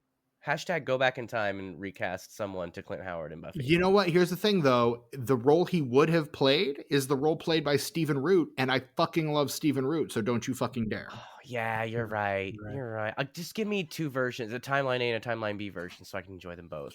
Because I fucking adore Stephen Root. That guy is never bad. I have never seen him give a bad performance. He's been in some shit, but I've never seen him be bad. Yeah. Like, you know, Office Space, King of the Hill, Dodgeball, True Blood. Like, he has everything. He has such an incredible range.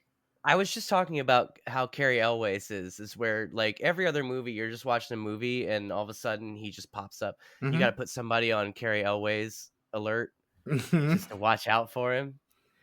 Dude is the same way. You got to watch out. You're like, well, is he? He might be in this. It's one of those things where you just like Stephen Root shows up and you can kind of relax because you know you're in good hands. Like frequent collaborator with the Coen brothers. You know how we all love the Coen brothers. And you know, if you watch enough movies, eventually he's going to pop up in some. Like after watching 2 or 3 movies, he's just naturally going to show up. Yeah. Oh, he's fucking amazing in Get Out. Oh yeah, he's good. He's so fucking good in Get Out. Like holy shit. Yeah.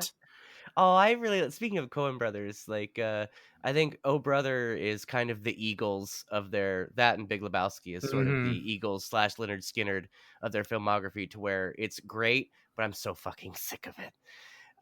But I love him as the blind guy at the radio station that records them. He's Lordy, that was some mighty fine of picking and a singing. Oh man. He's one of the best top 10 at least character actors working today. He Top is 10. an all-time that guy actor, just an all-timer. Agreed. And he doesn't. He's one of those actors that doesn't seem to have any ego or pretension. Like, he will do fucking whatever. He'll come in and do a 2-line part and just like a day player role. Or you need a Stephen Root. You probably got a Stephen Root. Exactly. There needs to be room in every script for a Stephen Root kind of role. I agree. It should be mandated by federal law. And here's the thing. Stephen Root Accords. He is the kind of guy, and I feel like Stephen Tobolewsky is another one of these guys where there may not be anything on the page. Like, it could just be a very basic thing, and he will make it interesting by virtue of the fact that he is a fascinating actor. Like, that's why you get those guys for those roles. Exactly. That's what those actors are for. That's the reason they exist. There's a little more to this part, than there might be to some of his others, but this is still fairly early in his career. Like, this is 92. Up to this point, like, he's only been active. His first ever film is Crocodile Dundee 2 in 1988. That is his first film credit. And then after that, he is in George A. Romero's Monkey Shines. Yes, he is. He absolutely That's his is. second ever film credit. Y'all seen that? You heard about this? The Monkey Shines? The guy's in the wheelchair? I've heard about the Monkey Shines. And he's got the little machine that gives him the treat. But then, I won't spoil it. Anyway, go ahead. The year before this, he is in a future episode of this podcast, V.I. Warshawski. Oh, I don't know that. I've never heard of that. But it's a Kathleen Turner movie. Where she plays a female PI. Hold on. You just said Kathleen Turner. I have to fan myself off a little bit here. Tucker, keep it in your pants, buddy. Whoa. I think they just got really tight, actually. Damn it, Kathleen Turner. I can just hear her voice and I'm getting really warm. You guys. Put it away. We don't need that. I just have to remember that Peggy Sue is married. She got married, so I don't have a chance. Hand check, Tucker. But no, I have nothing but good things to say about Stephen Root. I will never have a bad thing to say about Stephen Root. Stephen Root, don't be a terrible person. Do not be a piece of shit. Do your best, man. Come on. I can do it. I believe in you. Broken fucking hearted.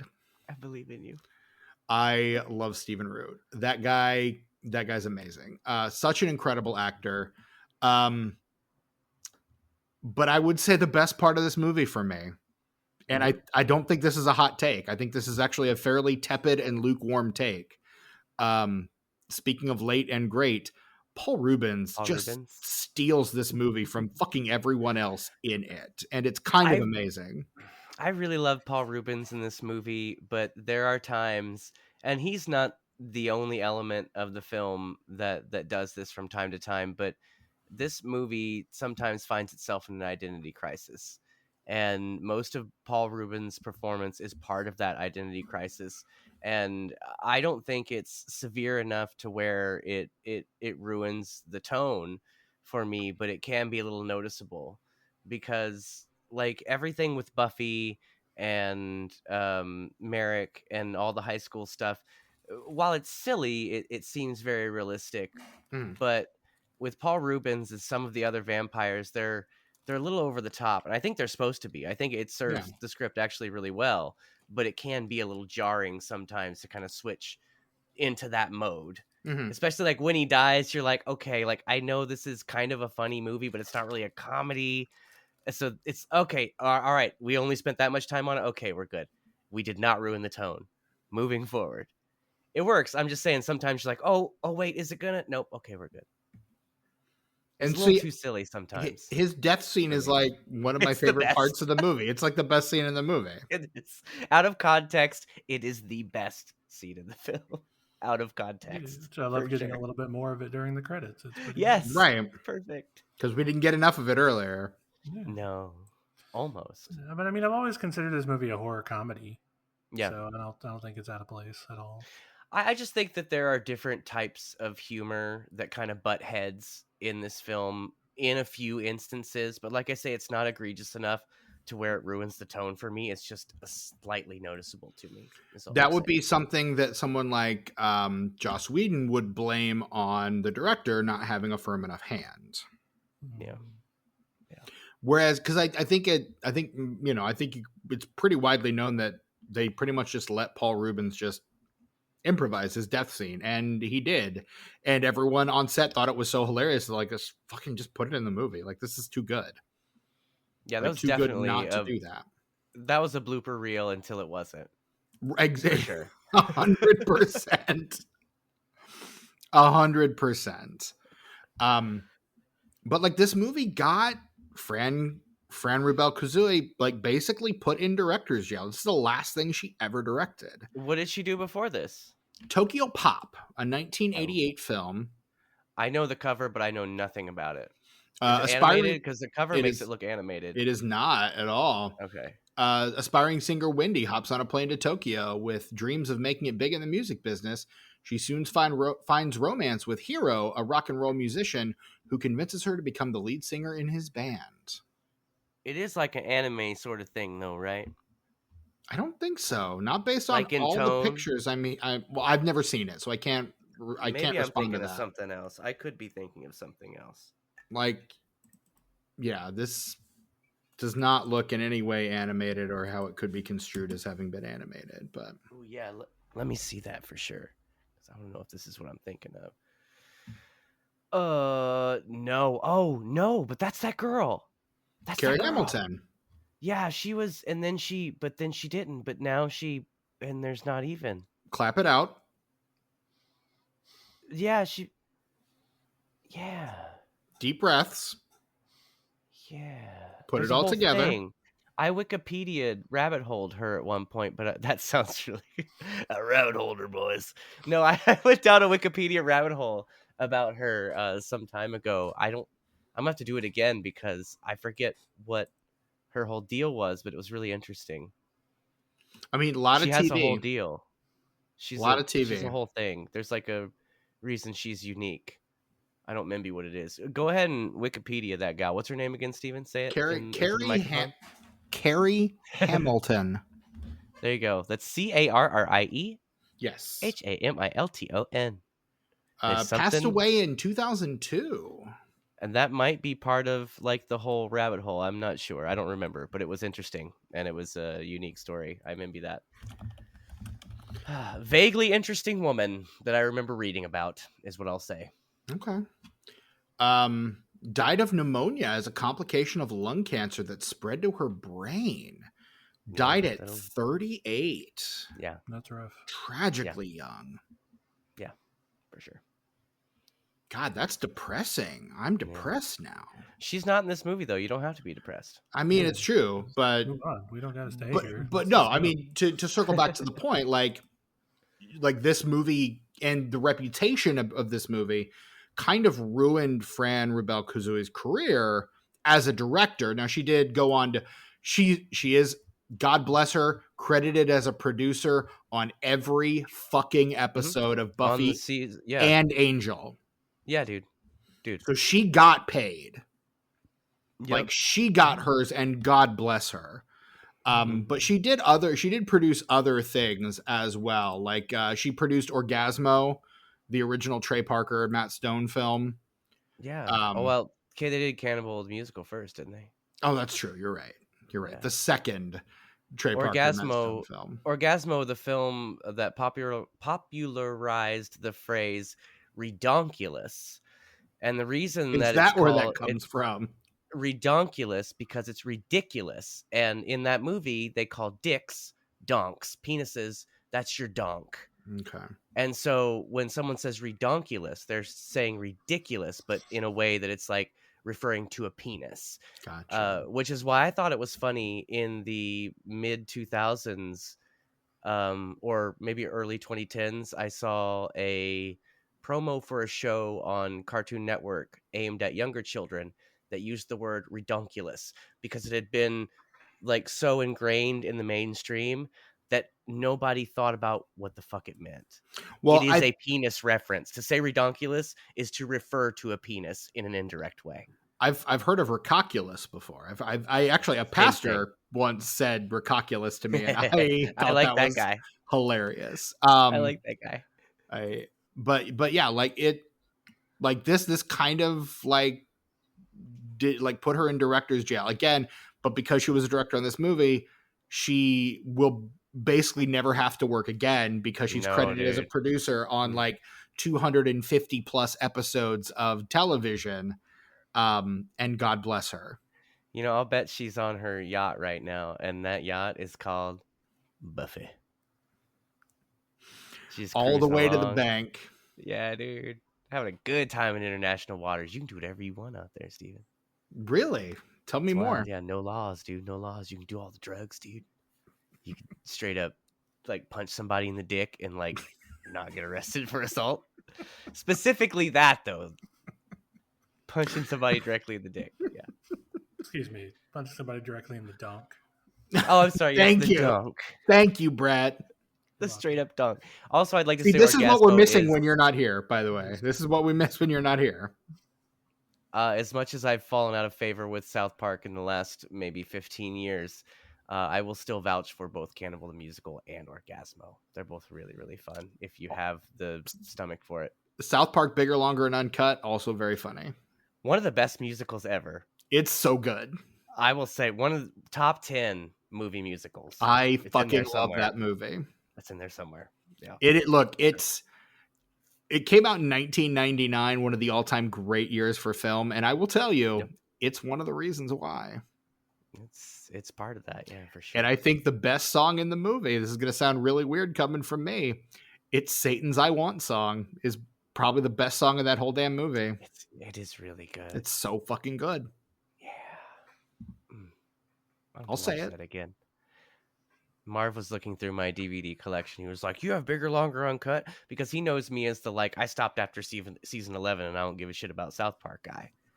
But man, I still fuck with that movie though. I was gonna say that movie came out after season 4. Like, come on. I know. I'm just saying, I'm kind of like I don't. It's something I enjoyed to a certain point, and I have no desire to really revisit it outside of the film. But I fucking love that movie. It's so good much now. It's good again though. I will tell you, it's good again. It has never stopped being good. That movie. Well, no, I mean the show is good again now. That's what I've heard as well. Like if you came back to it, I think you would probably enjoy it. Maybe. Straight up, maybe. I don't know. Still got my Chef Aid CD as well. Oh, nice. There's 2 more actors in this film we kind of need to talk about. Okay. Luke Perry. Thoughts? How do we feel about Lucas Perry? I like Luke Perry. He's the late great Luke Perry. Fine, I guess. I don't really have strong emotions about him, but I have generally positive thoughts on the performances of his that I've seen in films that I enjoy. I was going to say I never really engaged with the stuff he was most popular for, like my sister liked 90210 or like Riverdale. Like I was never into those. I did know him from that, but like peripherally, really. Right. Fifth Element, that's what he was in that I was like, he was? Oh yeah, I guess he was. Oh yeah, I guess he was. Yeah. Very briefly, in the beginning. He sure was. Aziz. Every time I watch that movie, that surprises me, though I've probably seen it at least 20 times. The beginning, I'm like, oh, Luke Perry. Oh yeah, Luke Perry. Oh right, yeah. Luke Perry is in this movie. Right. That's right, there he is. Look at him. Played himself on a number of animated television shows, including The Simpsons, Family Guy, and Johnny Bravo. Nice. So yeah, do with that whatever you will. And I mean, in this movie, he's playing Proto Spike. Basically. Yeah. He's throwing Spike S in front of his character's name, and you've got Spike. Mm-hmm. That's what you guys. I was in the green room putting my name, and I thought of putting Spike, but parentheses around the S. Mm-hmm. That was gonna be my name for the recording. Nice. that would have been nice. Yeah, and I do like Spike in the series as a character, but I really wish that I'm glad that the TV series that we got existed, but I would love something that follows this film in tone closer. I'd love something like that. I don't think that it would be as serious or lore heavy as the show we got, and I think that would be just fine. I still think it would be a lot of fun, especially if we got someone who understands the assignment like Christy Swanson understood in this movie with her portrayal of this version of this character. Like that's, to me, that deserves an Oscar. She gets an Oscar. She gets 3 Oscars for this movie for the same performance from me personally. I'm just saying, man, like you're giving me that look to where like, oh, but it's a silly movie. But no, dude, she sells it. I believe every motherfucking thing that comes out of her mouth in this movie. Everything. Perfect. Spot on. Pitch perfect. She wins a Tucker for Best Actress. Yes. And Tucker then Award. another Tucker for Best Actress. And then what the hell? Fuck it, I'll say it. A third Tucker for Best Actress. Yeah. +3 multiplier on that shit. Yeah. Yeah, dude. And I mean, she had a decent run there for a little bit in the 90s and then just kind of completely disappeared. Like this is her first probably big starring role. She is in Hot Shots the year before and Highway to Hell also in 90. She does 3 movies in 91 that kind of set her up for this. Mannequin on the Move, the sequel to Mannequin, starring your boy Meshach Taylor.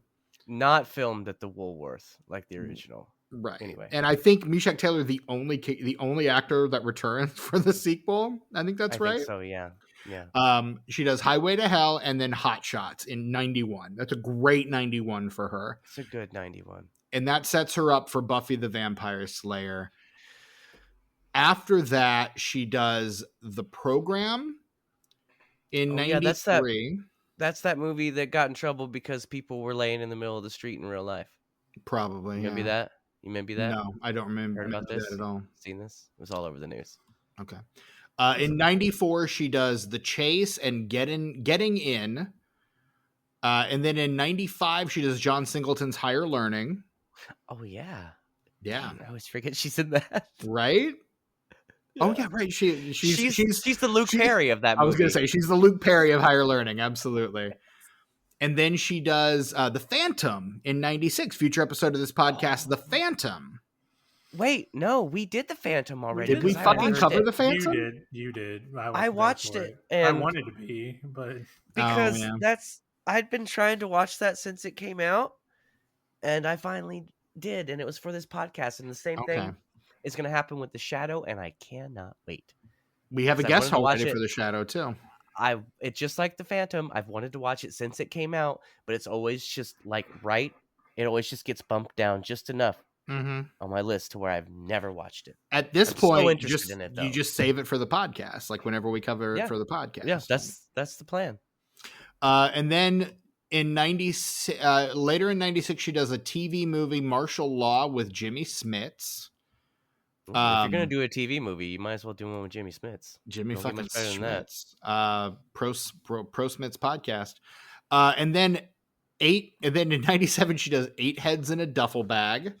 Oh, I'm a one of the few defenders of that film. I own it. Does so my not you guys please watch at all that you are a fan of 8 Heads Joe in a Duffel Bag. It's kind of in that time where they were trying to make really dark comedies, but nobody wanted anything to do with it. Like 8 Heads in a Duffel Bag and Very Bad Things, perfect double feature for me. The darkest of comedies. Like you have to be kind of like, you have to decide that you're like just gonna pretend you're not a good person for a while to enjoy that movie. I'm the kind of guy who I'm just like, no one does a dark comedy better than Danny DeVito. Like if I'm gonna watch a dark comedy, I'm gonna watch something like Throw Mama from the Train. I'm gonna watch Death to Smoochie. Jack the Bear, like the ultimate for me. Well, that's not a Danny DeVito directed film. Yeah, but to anyone who's seen that, that's a pretty funny joke that I said that just then. Okay. Calling it a dark comedy is pretty funny. Okay. If you've seen it, that's a silly thing to say.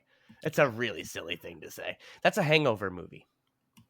I mean, I have seen it on Sunday afternoons on television. That's why it's on television, yes. Right. Because that's when you watch it on Sunday afternoon when you finally wake up, but you're still really dry and like you feel like you're going to die and you need really greasy fast food. And so after that, she kind of starts to be relegated to like TV movies or B movies. Tinseltown, Bad to the Bone in 97, Ground Control in 98, Supreme Sanction in 99, but also in 99, Big Daddy. Hey, that's true. In 2000, Dude, Where's My Car? Where's your car, dude? Dude, Where's My Car? Where's your car, dude? I feel like future episode of this podcast, Dude, Where's My Car? Really? I don't there a know. sequel? Was there? I think there was. No, Okay. there was not. Are you sure? No, it's one of those No, things that where Are you just Tucker's saying that because you it. don't want to Yeah. remember that it No, exists? that was called Harold and Kumar Go to White Castle, and it's not a sequel. It's a spiritual spin-off. If they made a second one, it was direct-to-video, and I honestly do not know about it, but I feel like that would be possible. Possible sequel. A sequel titled Seriously, Dude, Where's My Car? Was planned circa 2003, but became stuck in development hell for several years and never materialized. In 2016, Put it on the list.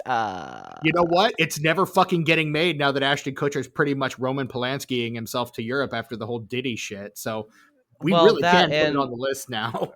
We were a little suspicious of him before that because he was all like, "Oh, Danny Masterson's a cool guy. I'd even write it in an official document for a court for his case. We love him." Oh wait, you mean it's going to be seen by other people other than the judge? What? I didn't know that. Oh no, it's already on the list. Fucking yeah, Dude, Where's My Car? Already on the list. Dude. There you go. So Because that movie is never fucking gonna happen.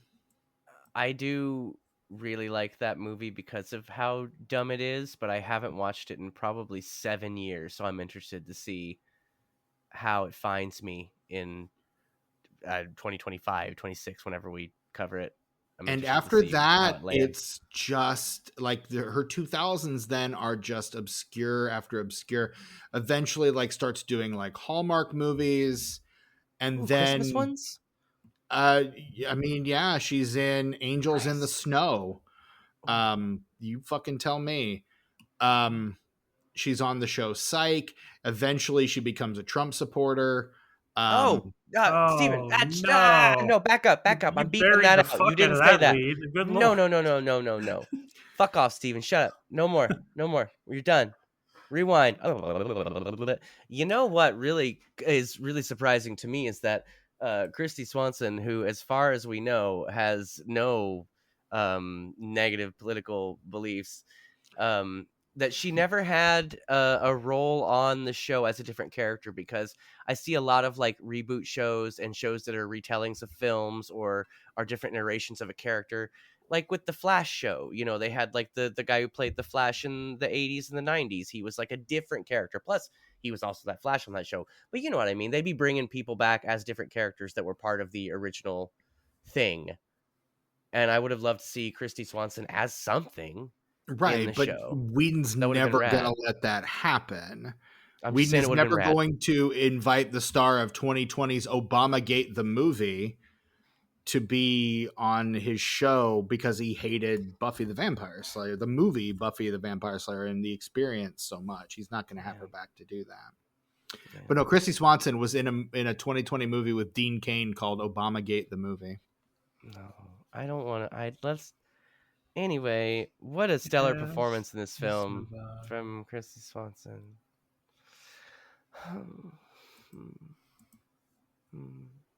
Hilary Swank, though, 2-time Academy Award winner Hilary Swank.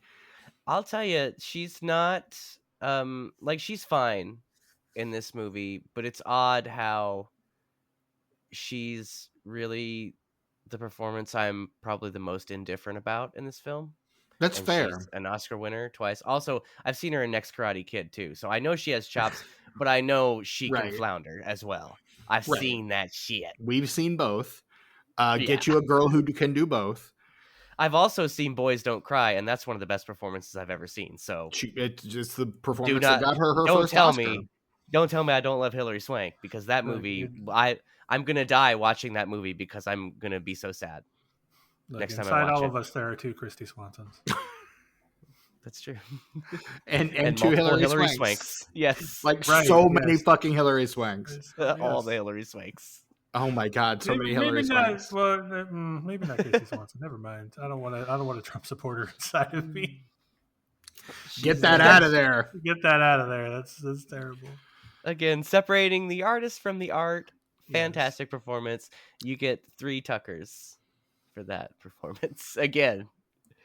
But yeah, like this You is guys- literally Hilary Swank's first film performance. She has like 4 TV performances prior to this, and then this is her first film movie. And then I think I mentioned this on the episode. Her second movie is the next Karate Kid. Like Wow. we've covered Yeah. Hilary Swank's first 2 films on this podcast. That's true. Yeah, keep going. What's next? Her next theatrically released film is a movie called Quiet Days in Hollywood, where she plays the unfortunately named Lolita. Oh, I see. Damn, bro, you popular as hell. Damn. Yeah. That's my alarm. Yeah, Done by right. now. No, that's the. Oh, Brett, come back to bed. That's what it is. No, Ash works 3rd shifts, remember? She's at work right now. Well. Okay. Well. What else do we have to say about Buffy, gentlemen? You guys want to take a trip over to the video game corner? Fuck yes. Let's duet. Do Yeah. it. So yeah, so now that I have you guys over here.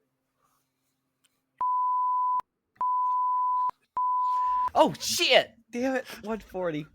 Okay, I got you. Don't worry about it. He did the thing. You did it. Fantastic. Wow. Woo. Oh, ooh. I'm going to have to go clean up, Brett. Damn. That's all for the video game corner, you guys. I lured you over here under false pretenses. I'm sorry. No, those are the best. In this instance, the best of pretenses. Thank you. Get me every time. He gets me every time. And we love him for it. We truly do. Okay, so we have at about 4 minutes and at 1 hour and 40 minutes. Got it. Okay. Played the long game on that one. Yeah, it's gonna be nice, Brett. I can't wait to beep that. God bless you, sir. That was Yes. masterfully done. Yeah. Well done. I got those in me every once in a while. Yeah. And we love to see it. Again, this is what we miss when you're not here, man. Well, It's true. The energy. This has been some really fun energy this episode. I've really enjoyed this. This has been a good time. it's been a good time. And speaking of a good time, Buffy the Vampire Slayer opens July 31st, 1992. It opens to number 5 at the box office with a $4.5 million opening weekend, on its way to 14 domestic, no real overseas performance here. So it does double its production budget of $7 million, but the word of mouth on this is not good enough to sustain it for longer. I would say, if I may interject for a second, that this is a movie that really found its audience on home video and on television. And back then, you could make money on a movie that way. Like back then, you got your theatrical returns and you're like, oh, well, that wasn't as much as we wanted, but we'll probably be fine with video. Right. And TV. Buffy did gangbusters on video and TV. So they did not get their shit back theatrically, but they made some money on this motherfucker for sure. Right. Yeah. Otherwise, the show doesn't get made. So. Yeah, exactly. Yeah. Opening at number 1, though, Bobby Zemeckis' film, another horror comedy of sorts, Death Becomes Her. That is a fun movie. I do enjoy Death Becomes Her. Yes. Yeah, dude. In second place, a sequel. In 3 weekends, it's earned $38 million. Honey, I Blew Up the Kid. Not a bad sequel. It's what it is. It's fine. It's not bad. Number 3, a movie I've never seen, but I feel like one that Tucker would enjoy.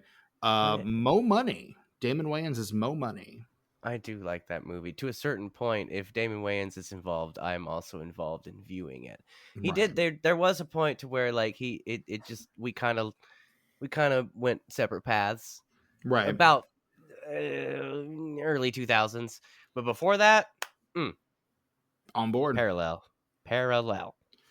And in 4th place, A League of Their Own. What if there was a League of Their Own? Do you guys remember how I lived there? Oh yes, you did inform us of this. I Yes, lived there. you have. Steven Oh, said it yes. didn't exist, but it's a real Right, place, the and I town lived didn't there. exist. Right, Yeah. because it Yeah. doesn't. I understand. Yeah. No, I've Right. been to the stadium. I didn't see any games, but they used to have a farmer's market there, so I used to go there quite a bit. That's pretty cool. In fifth place, we have Buffy the Vampire Slayer. Hey, that's this movie. That's the movie we've been talking That's the about. movie we're talking about, you guys. Rounding out the top 10, you've got Sister Act in sixth place. Hey. Opening. Oh, what's her nuts just died? Maggie Smith? Yeah, Dame Maggie. Yeah, dude. That was That one and of those Hook, when I like, dropped Sister Act that and in the Hook. group chat when I was like, oh, I loved her in the Sister Act movies. Like half my coworkers were like, wait, she was in that? Oh, that's right. I forgot Yeah, she was in dude. that. Clash of the Titans, the original, not the remake. Yeah. Oh, yes, that's right. Hook, she's great. Future as Granny episode of this Wendy in Hook. podcast, future episode of this podcast, the original Clash of the Titans. Yes, I love that movie. I love the effects. The stop motion is fantastic in that movie. That's the last Harryhausen track movie. Fast track it, dude. All right, it'll be on in like February. And that scene in Hook made the rounds on social media mhm. because they died exactly the same amount of years that Wendy and Peter had been apart in Hook. Right. Yeah. So they died on the same day, exactly the same amount of years apart. Right. And then I think Michael Gambon, it was like a year later to the day almost. Like, yeah. So, in seventh place, opening at number 7, Bebe's Kids, based on one of the funniest stand-up bits of all time. I like that movie too. You can't deny that. Have you seen that movie, Steven? I have never seen the movie, but I fucking love the stand-up bit. I oddly enough used to watch the movie a lot on HBO when I was way too young to really understand the movie, but yeah. We multiply. We're Bebe's kids. Yeah, fuck. Yeah. Robin Harris, man. R.I.P. In eighth place, Eddie Murphy in Boomerang. Yeah, that's fine. That's fine. In ninth place, a movie called Unlawful Entry. What if someone entered unlawfully? Unlawfully, yeah. Without the protection of the law. Right. And then in 10th place, a little movie called Universal Soldier. Oh, yeah, with the Jean-Claude Van Damme. With the Jean-Claude Van Dammes. Damn. The JCVD. That's a pretty hardcore 90s top 10. Like there's some iconic 90s films in there. And then in 11th, you've got Howard Zend, and in 12th, you've got Alien 3. So, hey, yeah, all right. Like that's a solid box office. Yeah. I don't know about Alien 3, but it's not the worst Alien. It's far from the worst Alien. It's not. It's real the worst, close, though, in my opinion. But it's the worst of the original trilogy, but that's as far as I'm willing to go. You know what? Yeah. Same. Although once you see Romulus, the two prequels sort of improve. Oh, well, I liked Romulus a lot. Romulus is really good. Romulus and the is lore fun. that they drop in Romulus improves the two sequels. There's one thing I really didn't like about Romulus, and Brett, you probably can figure out what it is. But yeah. I might not be able to. I'm not really sure what it would be. Oh. I really don't give a fuck about no Alien that much, but that's Fede Alvarez, boys. It is. That's your boy Fede Alvarez. You know I'm into that, dude. I know you do. I know you do. What didn't you like about Romulus, Steven? Spoil it. Fucking give it to me. Tucker, take your headphones off. Yep. Yeah. The de-aging on Ian Holm. I fucking hated that shit. Oh yeah. I mean, I don't really care about that sort of thing, but right. But you know I do. So. Well, I mean, I forgot that you do, but yeah, now that you say that, it makes sense. Yeah. That tracks. Okay. Come on back, Tucker. Okay. It's really not that much of a spoiler because it happened so soon in the movie. I know, but they treat it like a reveal though. So. Well, that's true. Yeah, don't ruin my cold open. Nope. I'm not. Tomatometer score for Buffy the Vampire Slayer is a 36%. The critics' consensus: Buffy the Vampire Slayer's supernatural coming-of-age tale is let down by poor directing and even poorer plotting. Though Christy Swanson and Paul Rubens' game performances still manage to slay. Oh, fuck yeah. Slay is an understatement for both of those performances. The Metascore is a 48 based on mixed or average reviews from 17 critics.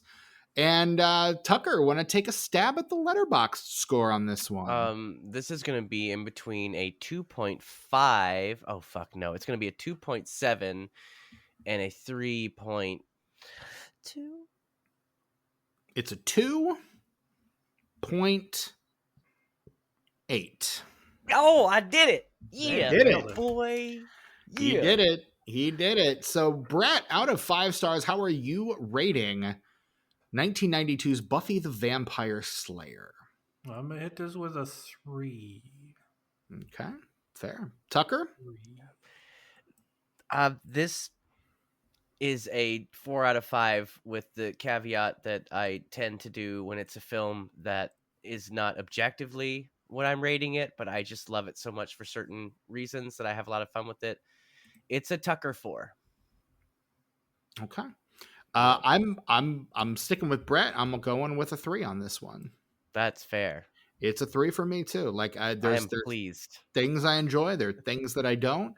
The things that I enjoy slightly outweigh the things that I don't. Yeah. But there you go. That's what it is for me.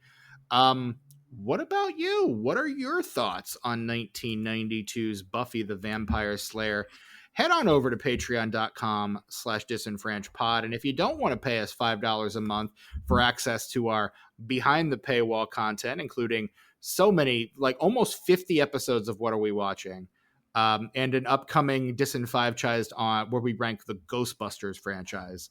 That's coming. All of that is going to be coming. so much fun. Me and Steven are going to argue. We're going to get mad at each other. It's going to be great. Brett's going to stop being my friend and not talk to me for like a month afterwards. I'm going to be in costume. It'll be great. Yeah, and we're going to post pictures of Brett in his costume on social media. It's going to be wonderful. Yeah, but we'll probably post some sneak peeks on our Patreon for our paying patrons. You also get early access to figuring out what we're talking about on any given month. We post that at the beginning of each month. So you can join us. If you don't want to spend $5, then you can still be a part of the conversation, join for free. And we post all of the main feed episodes on that feed. And you can post in the comments and we will like and respond. Chances are very good that we will do so. So head on over to patreon.com/disenfranchpod. Support us there. If you don't want to support us that way, which first of all, how dare you? But if you don't, you can still head over to your podcatcher of choice, especially if it's Apple Podcasts or Spotify. Leave us a 5-star rating and review, please and thank you. Goes a long way to helping us find more listeners like yourselves. Hit us up on our email, disenfranchpod@gmail.com. Let us know if there's a failed franchise starter you would like to see us cover that we have not covered in our 200 plus episodes up to this point. And if we haven't covered it, we will probably fast track it because that's what we do. And if we have covered it, we'll talk about why we covered it. And if we can't cover it, we'll talk about why we can't. But yeah, we'll read that on the air and we'll respond on the podcast. So write us up. We would love to hear from you. You can also follow us on social media. We are at disenfranchpod on all sorts of social media, Facebook, Instagram, Blue Sky, YouTube. Check us out there. I think those are the ones I update relatively regularly. And speaking of social media, I'm your host, Stephen Foxworthy. You can find me on Instagram, Letterboxd, and what's the other one? Blue Sky. Threads. At Chewy Walrus. Brett, where can we find you on the socials these days? Mostly just Letterboxd. I sometimes post on Instagram once in a blue moon. You've been posting fairly often on Instagram, I think, the last couple of weeks. No. I made one post in the past. Hold on. Wait, I'll look just to confirm. Like month? Wait for it. Hold on. Wait. Keep waiting. August was the last time I posted. Don't leave. Hear us out. Hear us out. Don't leave. Hear us out. Hear us out. Hear us out. Hear us out. See, I just posted a couple days ago. Last time before that was August. Oh, see, I thought you had posted the pictures of you in costume on Insta, but apparently dude, not. That was just a preliminary sneak preview. That was the chickadee chat. That was the group chat. Okay. First costume test. Because we're all boys. Fuck Well, yeah, boys. love that. Yeah. Love that for Yeah. us. Well then, Only the cool people got to see those photos because I'm not entirely happy with them. hell yeah. I'll be honest with you guys. I wasn't as happy putting it all on as I thought I would be, and I don't really know why that is. I got to unpack that. So, Well, because that's the first time you put it on. You gotta adjust some shit, man. You gotta make it work for you. maybe it'll work. that's what it is. Yeah, I don't know. Just It gotta was figure it out, concerning man. after the Okay. fact. I was like, I'm not smiling in any of these photos, and I don't feel as good as I thought I would putting it all on. Yeah, But you hadn't busted yet. Busting make you feel good. Right, busting does make me feel good. You got a trap, though? Do you have a trap? I have not gotten a trap because there That's just aren't why. really. That's why. Well, it's look. There's no way to really attach it to the belt.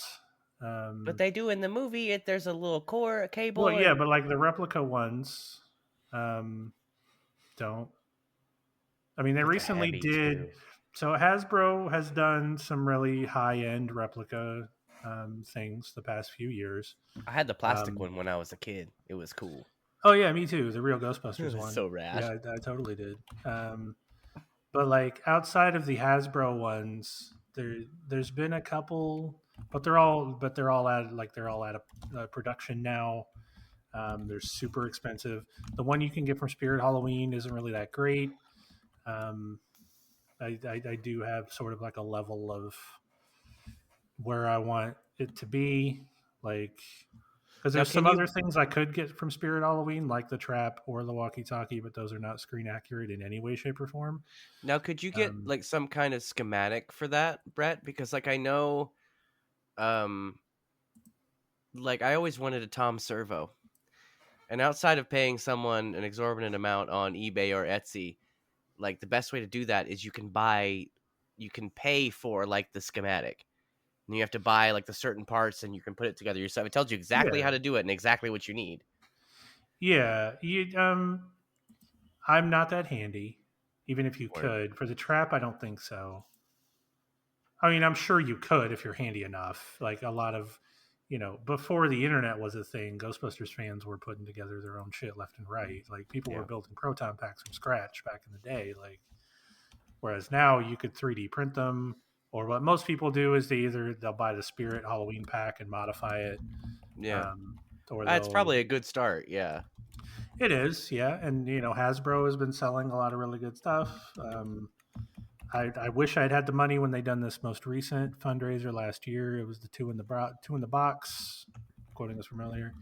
That was a scale replica of the Ghost Trap and a replica of the PKE meter. And both of them hit their stretch goals to come with a holster to put them on the belt. Have we gotten the Gaga meter yet?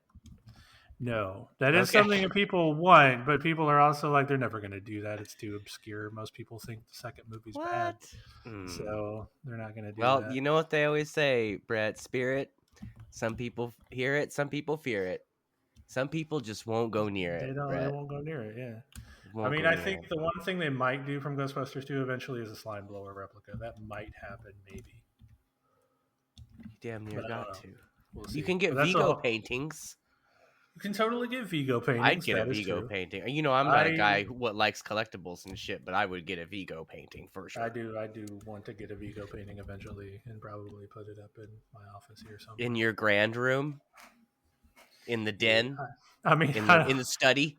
I don't know if Ash would want a Vigo painting in the living room anywhere. So you put it in the study. Well, you don't have a study? I don't have a study. I have an office. office. Don't have studies? I don't have a study. Wild. Sorry. Yeah, my apologies. But yeah, no. So all I've got are the goggles. The only thing that's like the sort of extra periphery sort of gadget I have is the goggles. That's it. Yeah. But that's probably all I'm going to do. I mean, that's enough. I don't need to do anymore. It's okay. Well, I can rest. I've gotten everything. I can rest. Yeah, dude. Now you know that if ever someone needs a Ghostbuster, you can at least visually represent that accurately at any time. Now, at the drop of a hat, somebody calls you 3:00 in the morning, Brett, we need somebody that looked like a Ghostbuster for real. You'd be like, got you. Is it at least $75 though you're gonna give me? No, I mean, no job is too big. No fee is too big. well, it's fun. There is a Circle City Ghostbusters. There's usually a Ghostbusters group in Yeah, almost I know every those major guys. town. Yeah, there's. I mean, they're. Bunch of Yeah, dorks. I don't know. I don't know if I want to join them anyway because like they have in their Oh. charter they have a whole thing about like you have to have modified your gear in one way or another at least a little bit. Oh, they're even more lame now than they used to be? Apparently. Damn. Yeah, I don't. Damn. I put an Alice frame on my pack, and that's all I did. And maybe that would count. I don't know, but I really don't even want to try. But anyway, yeah, The Louisville Ghostbusters are better. You should join them, Brett. Those are the guys you want to get with. That's Are you close enough? A I couple hours. I couldn't attend their stuff. But anyway, yeah, it looks pretty accurate, as everyone will see once we post pictures. To the layman, it looks very accurate. You can't really tell a difference. But to a fan, like if I were to take my outfit to the Circle City Ghostbusters, probably be like, this looks like shit. Yeah, but Brett, as a fan, if you came over to my house in that outfit, I would think that it was rad as fuck. Probably, yeah, because you are a normal, sane person who just enjoys Ghostbusters. Oh, yeah. So big fan. Yeah. No, just the fact that you have the little clips on the belt, like that's enough for me. So I'm like, oh, that's a detail I didn't expect to be like kind of on something like that. Yeah, they sell those specific, I believe belt like clips, like hooks on Etsy. I got those on Etsy. Fantastic. Yeah, I love that. Crazy, man. Yeah. Anyway, with social media, were we talking about social media? Yeah, I'm on. I'm on YouTube and that. Instagram at Ice909. That's ICENINE, the number 0, and the number 9. Also, Tuck Mugs is still a thing. Tuck_mugs. I had a post that I meant to do last night because I had some soup last night and I put it in this mug that I've been meaning to put on Tuck Mugs. And I'm kind of disappointed that I forgot to do that because I thought about it while I was making the soup. I was like, oh, I better take a picture once I make it. Didn't happen. But next time I use this mug, which will be soon because it only got up to like 48 degrees today here. High of 48 here today. Same. So your boy's going to be like nips deep in some soup for a long time because soup is my winter meal. Give me a grilled cheese and some soup. I'm good. That's all I need. Just one of those a day, and I'm good. Oh, hell yeah. And so that'll next time I make some soup, which will probably be in the next couple days, I will post that mug. So be prepared for something soon. Also, I've been speaking to my social media manager about reaching out to our past and future guest, Kat, to see if she's going to make good on that very legal and binding agreement that she made to be a guest mug on Tuck Mugs. So I'm just waiting for him to get a hold of her or get me in contact with her so that we can get that done as well. Also still working on Common as a guest mug. As I mentioned a couple episodes ago, Common, as admitted in his Amoeba What's in My Bag video, is a mug collector. So I'm working the channels. My people are talking to other people, trying to get to his people. It may or may not happen. Just know it's in the works. Tuck Mugs, Tuck_mugs at Instagram. That's https www.instagram.com/Tuck_mugs. And that is our episode on 1992's Buffy the Vampire Slayer. Join us next week for the penultimate episode of our 5th annual Spooky-thon as we cover a movie I've been trying to cover for years. Not because I've ever seen it, not because I think it's good, just because I've been trying to cover it for years. And I finally get my chance next week, and I'm kind of excited about it. And that's my birthday. And that's Tucker's birthday. So it's going to be next week's Tucker's episode is my birthday. Episode. Yeah. So be sure to wish Tucker happy birthday. Not right now. Not right now. Wait a week. Not yet. Won't, but soon. Wait for it. Not yet. Hear us So- out. Hear us out. Don't leave. Yes, we did watch Glory Hole Sushi this week many times. I've watched it. I've been listening to that song on loop for the past week. I don't even fucking care. If I see it come up on YouTube as a recommended video at any point, I will watch the whole thing. I don't care.